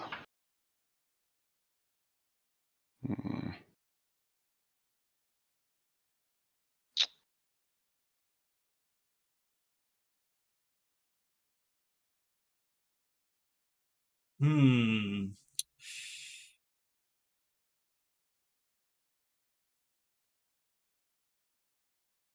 We could attempt to disable it in some way, but that might be bad. What kind of? We can't get close, or the ship can't get close to it, or we can't get close to it because it's pulsing. Nothing can get close to it. You guys are in an orbit right outside the pulse, and you constantly have to shift positions around it. You have to get the pulsing to stop for you to collect it. Okay. Wait, so it's pulsing. Can I is it coming from completely within, or is there a dead zone inside of it? No, it's from the core, the energy core. How often does it pulse?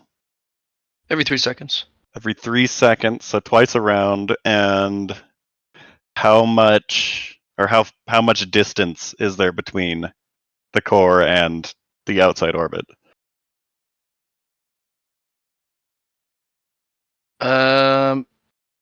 About 50 meters. Okay, so it's not too bad. Yeah. So it's not a constant field, though.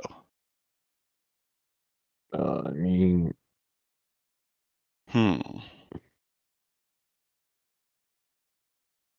Because I could just teleport in there.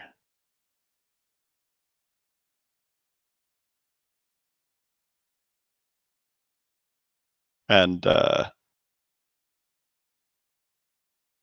assuming I can only get a glimpse of it every time it's not pulsing, because it's probably pushing the sound vibrations out as well. Is it an energy field? It's an energy pulse, so it dies after it's done pulsing, but then it pulses again. But it's energy, right? But it's a lot of energy if it's... It's a lot of energy. It's enough energy to push physical objects away that weigh a lot and are moving. You can't transfer energy into different types, right? All right. I can, but it would only be a portion of it. Okay. Can you put a person-sized portion of it? I could probably move the energy, make maybe a narrow gap for somebody to get through.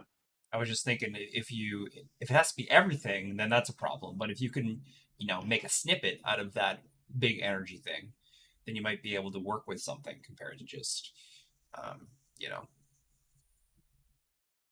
I'm gonna attempt to absorb some of the energy that it's pulling out to see what it is. Good call. Don't die. Is this something that I have encountered before, energy-wise? And do I need to make any sort of tests trying to absorb it? You could experiment with it, kind of figure out what you're dealing with. Mm-hmm. So you might have to run some tests. I'm absorbing some of the energy, All right. and I'll calculate it myself there. It is very strange. Very strange. You have to forcibly run it through your Taiji crystal circuit because the energy is solid. Huh. It's hard light. Oh. So I've got 3 points of hard light. No, it broke it down into energy before it entered your energy reservoir and then Okay, so I could pull it through the circle and it... Yeah, it turns it into raw energy because it breaks it down into neutral energy. But this is hard light. If this enters your energy reservoir, it's a physical object jamming its way into a metaphysical reservoir. Yeah, but I just broke it down into neutral energy, so now I have Correct. neutral energy in my energy pool. You're only able to do that up to your int bonus in energy units. And Okay, this that's is 12 5 energy units on the very periphery of the pulse. My You're getting delivery- hit with just the tail end end of it. corona of it. Okay, so I've got 5 neutral energy. What about with Running grenades, calculations, the proper pulse itself at its strongest would be around 250 energy units of hard light. Oh, that's less bad than I thought it would be. Yeah. It's a lot more than I can deal with at the moment, but Every 3 seconds. yeah. Can you dodge? So I'm guessing- Wait, no, hard light. 1 to 2 is not double the energy. I guess it might be, but 2 to 3 is probably double 2 in one burst. Like it's not additive to each other for the amount of energy a thing has. No, it's just 250 each pulse. Yes. Which, if that's moving objects that are the size of like a small moon, Large that is not just large asteroids still. That's 1 energy point applied 255 times wouldn't do a whole lot. No, it's 1 energy unit worth 250 energy points. Mm-hmm. It's not 250 individual units. It's 1 solid unit. Yeah, that's what I'm saying. Is that Yeah. when they're added together, it's not additive, it's multiplicative.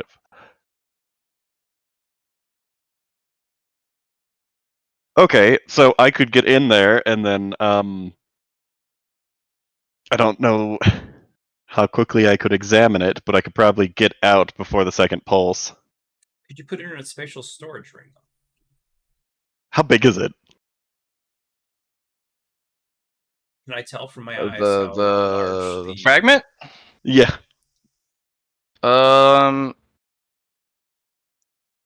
It's half the size of a frigate. Okay, So I can't put that in my spatial ring. Yeah. What about the like the power core itself? I'm sure it's pretty big too, eh? Apartment building size? Okay. So we'd have to deactivate it, but I wouldn't. Wait, so there's actually a husk around this energy core? Yeah, there's a husk of a ship around it. And it's not pushing that apart. No. So if we get within it, we're within 50 meters anyway, so I could get aboard the ship. Hopefully that wouldn't push me back out. Oh, I'm thinking about this completely wrong. That I didn't realize there was parts of the ship too. I wonder if there's Yeah, a I didn't. That's control what unit for the power core, and you can just shut it off. Yep. but I thought I only had less than 3 seconds when I got there. But if the ship isn't being ripped apart, then there's presumably a safe area within the ship. Can we detect any sort of like objects that are on the ship? Since it's only 50 meters away, is there any like, are things being pushed away that are inside it? No. Looks like everything on the ship is static. So whatever remnants of the ship that are left are right on the periphery of the pulse range. So There's a ton of electricity running through the ship, though. So it looks like it's still raw energy before it reaches a critical point and then forms the hard light pulse. So the whole inside of the ship is electrified. So we Like need a to lightning shut off storm. that somehow. that's not too bad for me, I don't think. It's not like, Well, it's better than physical matter. I suppose that's yeah, something better to because I work could with. just be absorbing the electricity, or I guess my sound shield might make me less conductive. I'm not really sure. You also got a spacesuit. Yes, I do have a spacesuit. Either way, I don't know that I would immediately die. It is just energy. And it's energy that I am very knowledgeable about, and I have a thing that's helpful for energy adaptation. How do your grenades work again? The resonance grenades? Yeah. Those I can tune to a resonant frequency of an object that they're programmed to, which is bullets of various sizes right now. Okay. And it will Okay. Yeah. destroy them.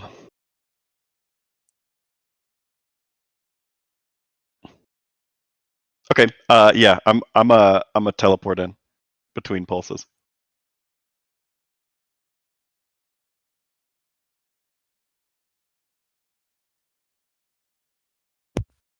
My delivery, I don't know if anything was said to me.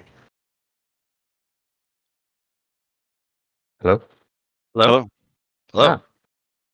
I Chug Poe could just tank it though.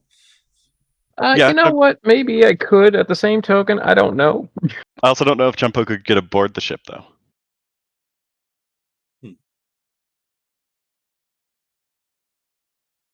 So, give me a visual here.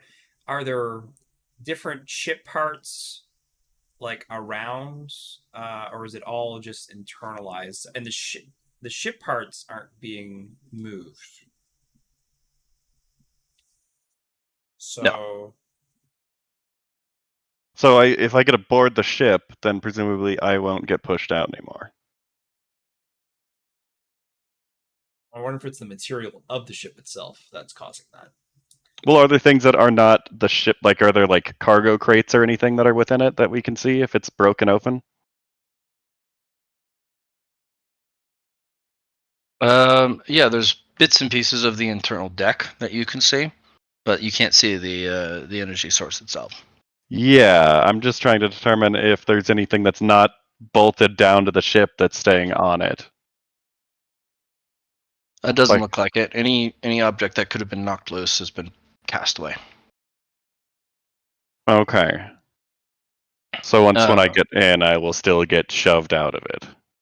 You're not sure. It looks like what's inside, you'll just have to deal with a lightning storm. I can do that. Because it's just like a net zero if I'm absorbing the energy and taking damage from it at the same time. Because I can use the electricity as the damage, or as the thing it's taking damage from. In this case. Yeah, you just gotta get in there. Technically, Midnight Side just kind of points out that if you use a light source, you can create a shadow, and then you can move one person from one shadow to the other shadow. I can also make sounds with my CCC in space, so I can teleport to the ship that way. The pulse will knock it away. It's every 3 seconds. There's still lingering energies. Oh, okay. That's what. Yeah. Okay. Yeah, so we just make a shadow. And there's probably shadows on the ship right now if it's full of electricity right now. Not stable ones. You'll need to cast a beam of light and then catch it, like teleport it using mathematics so that you time it perfectly so you have a stable shadow in between the pulses. Okay. I'll pull out a flashlight from the recreation card. My god. I think I have a flashlight on me as well. Don't ask why, but the Nemesis survival kit has one, so EP. So yeah, we can There's also shadow use of make. solar Qjong, which is light. Oh yeah, I could, but I don't have any way to utilize solar Qigong. I think I have what solar could Qigong do too. is if I look at my, so I can make a solar flash. When striking opponent, you may choose to use the ability to spend 3 solar Qgong, causing a bright flash on impact, blinding. But I can make a flash, I suppose, but I don't think it would last very long. Well, it pushes light away. Will it push a shadow away? Like, could I just become a shadow and go in there?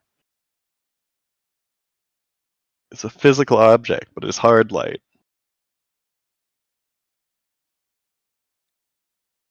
If I'm right at the edge of it, it's just going to slightly nudge me right outside the edge, right? If I'm in the correct position. If you're in the correct position, it won't nudge you at all. It'll just Bump into electrify me. you. Oh no, I'm talking about at the edge of the Oh, hard the edge light. of the barrier? Yeah, it Yeah. just bumps into you. Okay. It's not even a hard pulse. Okay. Cool. So I can test this without getting flung out into space. I will deboard the ship again and then become a shadow right at this edge and see if it shoves me while I'm a shadow.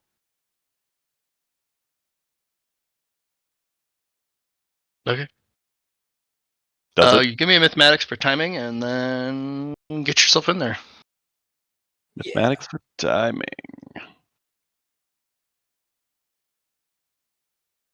We can do that.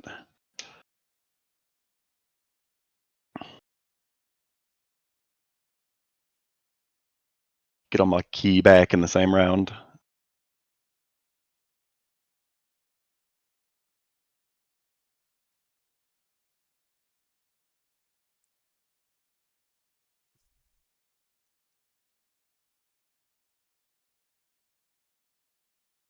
This is not going in, just to clarify. This is being right at the edge where it would have some effect on me. Sounds like Matt gave me the okay though, but I mean that's just Yeah, speculation. with your mathematics, you time it just right. The electricity is spicy. Oh, so I make it aboard the ship. But you meet face first very spicy levels of electricity Okay, so I'll be from an constantly. exposed power core. Boy, You need to be able to absorb and expel this energy rapidly because it is multiple times your. So I don't need to expel it because the electricity that I'm taking damage from it is just destroying the energy in my veins as well. So Okay. I just absorb it and then it cancels out some of the energy and continuously do that. Yeah. Which I passively do whilst in the presence of high energy sources. Okay. Because it's a lot of energy very quickly. Yep. All right. And I do have my energy adaptation, which gives me like toughness reinforcement levels for. Yeah. It says in taking new energy, but what you're looking at is something pretty ugly. There is a power core that uses this pulse energy source. And it has this ring that wraps around the containment. And when it pulses, that ring collects it and distributes that energy appropriately. The major flaw of this particular energy core is if there is a single flaw in that little ring, the capture ring, the whole thing explodes. and it contains nothing.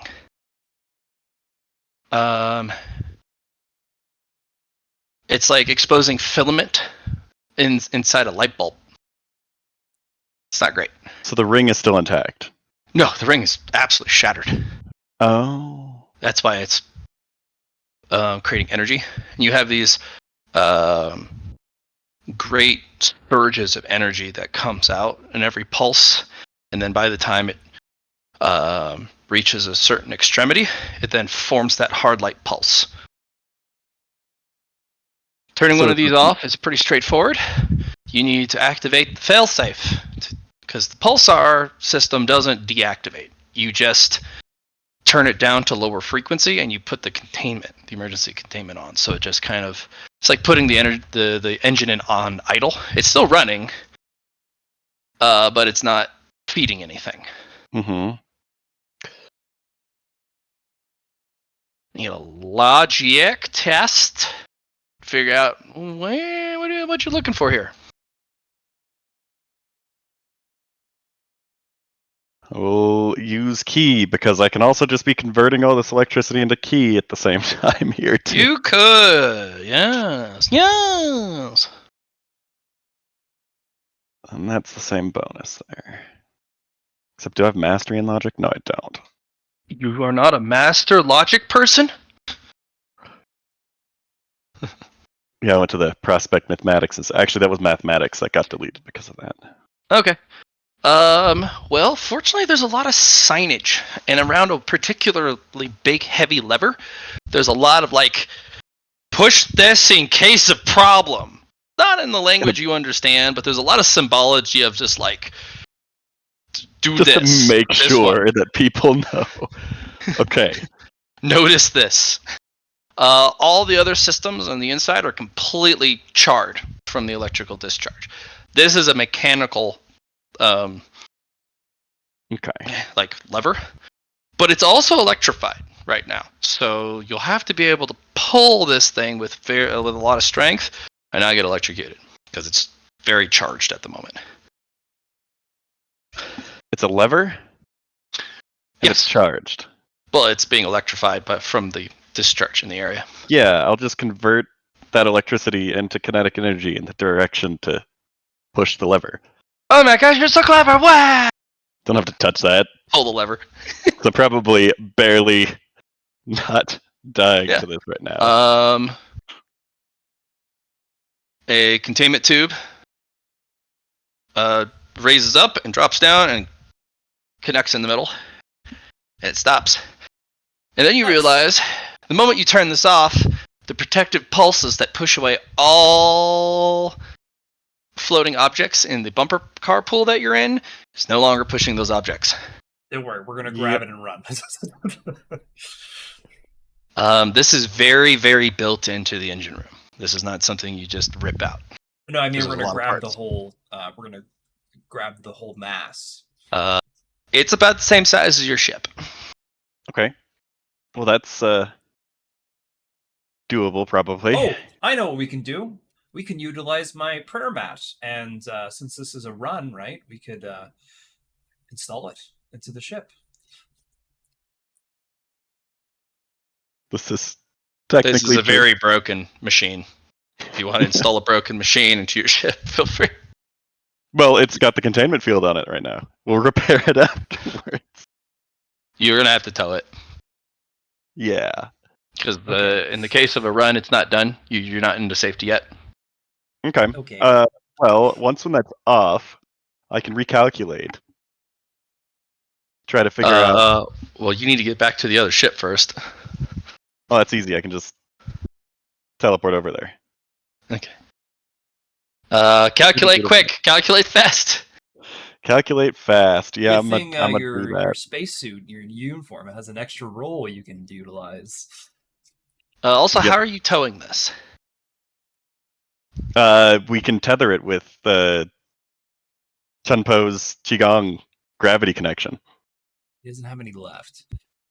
Unless somebody can hand me I some. don't know anything about gravity Qigong. There's a lot of gravity happening around here. I feel like duality can help here, right? Yeah, she has gravity Qigong. Yes. We don't want her to use her hand, but maybe They're if going to give you the Hunpo- equivalent of, are you sure? I can. But it'll basically magnetize that ship to the side of our ship and make our ship very unnimble. But I Okay. can. Doing this. Um, I'm also gonna roll a bone coin with this, and could I? Well, okay. Never mind. Go for it. Sorry. 9, so superior narrative.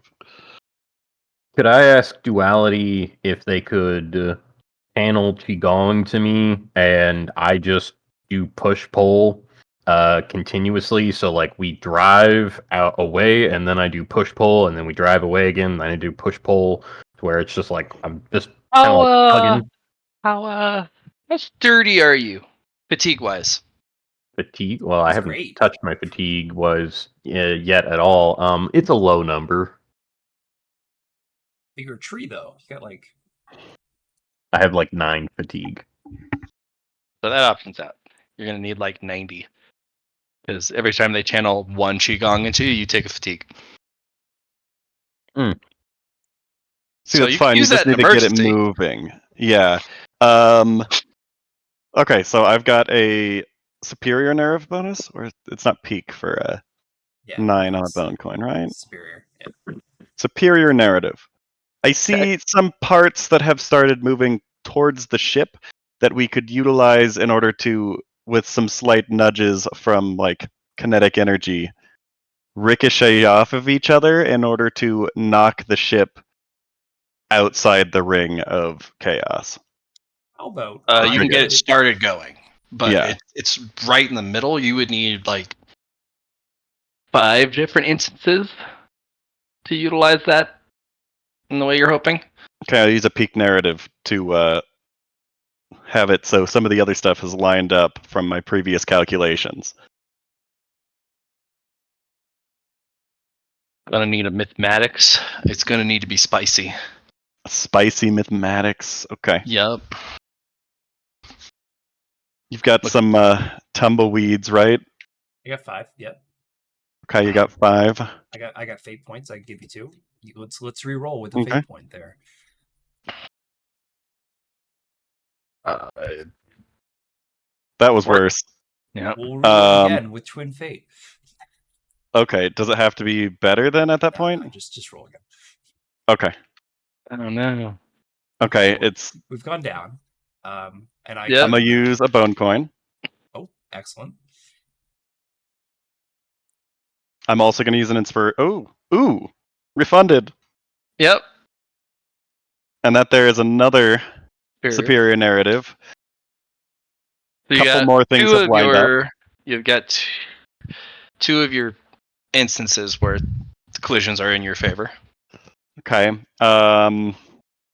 What else do I got? So I used the peak narrative, which brings that down to 3 narrative points left. We can use a destiny fragment on you, and that destiny fragment can be utilized in a new environmental add-on. So I know how you said before, like, you know, things aren't looking your way if new things come in, but like in this case, it just happens to line up where a new a piece of something after a swipe happened from the middle entity, which forced the one of the collisions to kind of block off a bunch of different ones at the same time. For You can use a destiny fragment to get a third collision in your favor. Yeah. Up 5. Up 5, yeah. And then Chunpo can utilize some of his fatigue qigong in order to maybe pull So pull the other ones. let's calculate right quick. You have willpower plus toughness bonus. What is that? Mine total willpower plus toughness, or are you talking to Casey? Yeah, no, I'm talking to you. Yeah. Well, bonus would be 10. Just 10? You only have 50 toughness? 50? 57 toughness, 50 willpower. I see. All right, so you only have 10. So You can go to max fatigue and make it work. There you go. 10 uses of Qigong would really help Lyron. Okay. And, Yeah. Yeah. And then with how many tumbleweeds you got? I got 5. If you throw the pile at him, that should get you over 40, and that'll do it. Nice. Lyron, you push up your glasses to cover your non-existent eyes, and they shine. I see it.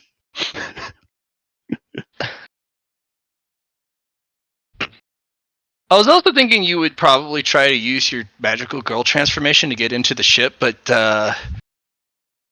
No, I was very specifically not trying to use that okay. because All right. that's probably something that is considered precious to a lot of people. So Yeah. bring notice to that is not good. All right. You've recovered the central fun little item in this area. It is a seated. I figured it was. That's why I wanted to go for it. And I didn't want to leave it alone because I feel like it would have been. Yeah, it's a non-random roll. It is a seated machine. It is a very expensive, very fancy pulse drive. Oh yeah. If you use it, it does throttle how much output your ship has. So there's no option of like hitting the nitro. But it's a perpetual energy source. You never have to refuel. Mm-hmm. It also can provide, if you have the right emitters, hard light shields for your ship. Yeah, that's what I wanted, honestly. Which is a separate layer from soft shields. Yeah. But you need a special emitter to shield emitters on your ship to be able to express either or both at the same time. So that's going to be an expensive upgrade. But you have the option. I guess I actually have hard shields right now as well, and that might have been enough to not be super threatening. Okay. Well, it was pulsing this whole time, so it's you took it away. It never noticed it in the first place, so whatever. Yep. But that's not the precious object. It's within the frigate, though? Yeah. The fragment you ripped. All right, I guess we'll explore that. You wanted to end here, though, right, Matt? Mm-hmm. But I'll leave it with you on what you find. It is a small lockbox with a key card. The key card's inside it? Mm-hmm. The lockbox also prevented the key card from being electrified. So. Yippee. Yippee. Faraday cages, not demagnetizing a key card. Mysterious cosmic space key card. Now, it is definitely not for a ship. Okay. It is definitely not technological, but the literal shape of it screams key card. But it's made out of stone, and it looks like a cultivator access pass to like some sort of space temple or something. Ooh, shiny. Yeah, no, not shiny at all. It looks like it's made of stone. Well, Lyron doesn't know what shiny looks like. Yes, you do. Don't kid yourself. He knows what it sounds like. All right, guys. Friendsgiving is here. I got an hour before everyone arrives. And I'll be taking a shower and heading over there then. Yep. You guys have a great Friendsgiving. We will. Thank you for playing, folks. Thank you for having So much fun. Yippee! All right. Have a nice Friendsgiving, Matt. Yippee! Yep. I will let you guys know if I need to start a little later. We will go to 12 because my voice is better. But we might need to start at 8, an hour later, depending, because it will be going. It starts at 2, and it does go a while. Depends on how many guests I have to entertain for how long. But I'll keep you guys appraised. I'm sure you guys want to play, board games and shit too, right? Those will usually take an hour or so. So maybe 1 or 2. Right. Well, usually eating kind of ends around 3:34, and then I've got 3 hours of hanging out with people. But then everyone kind of wants to go back eventually. So we'll see. Worst comes to worst, I cancel, but I don't think that'll happen. But I'll let you guys know. I will appreciate knowing as soon as possible. Thank you. Yep. And I'll let you know the moment I know. All right. Thank you, folks. See you later. Goodbye.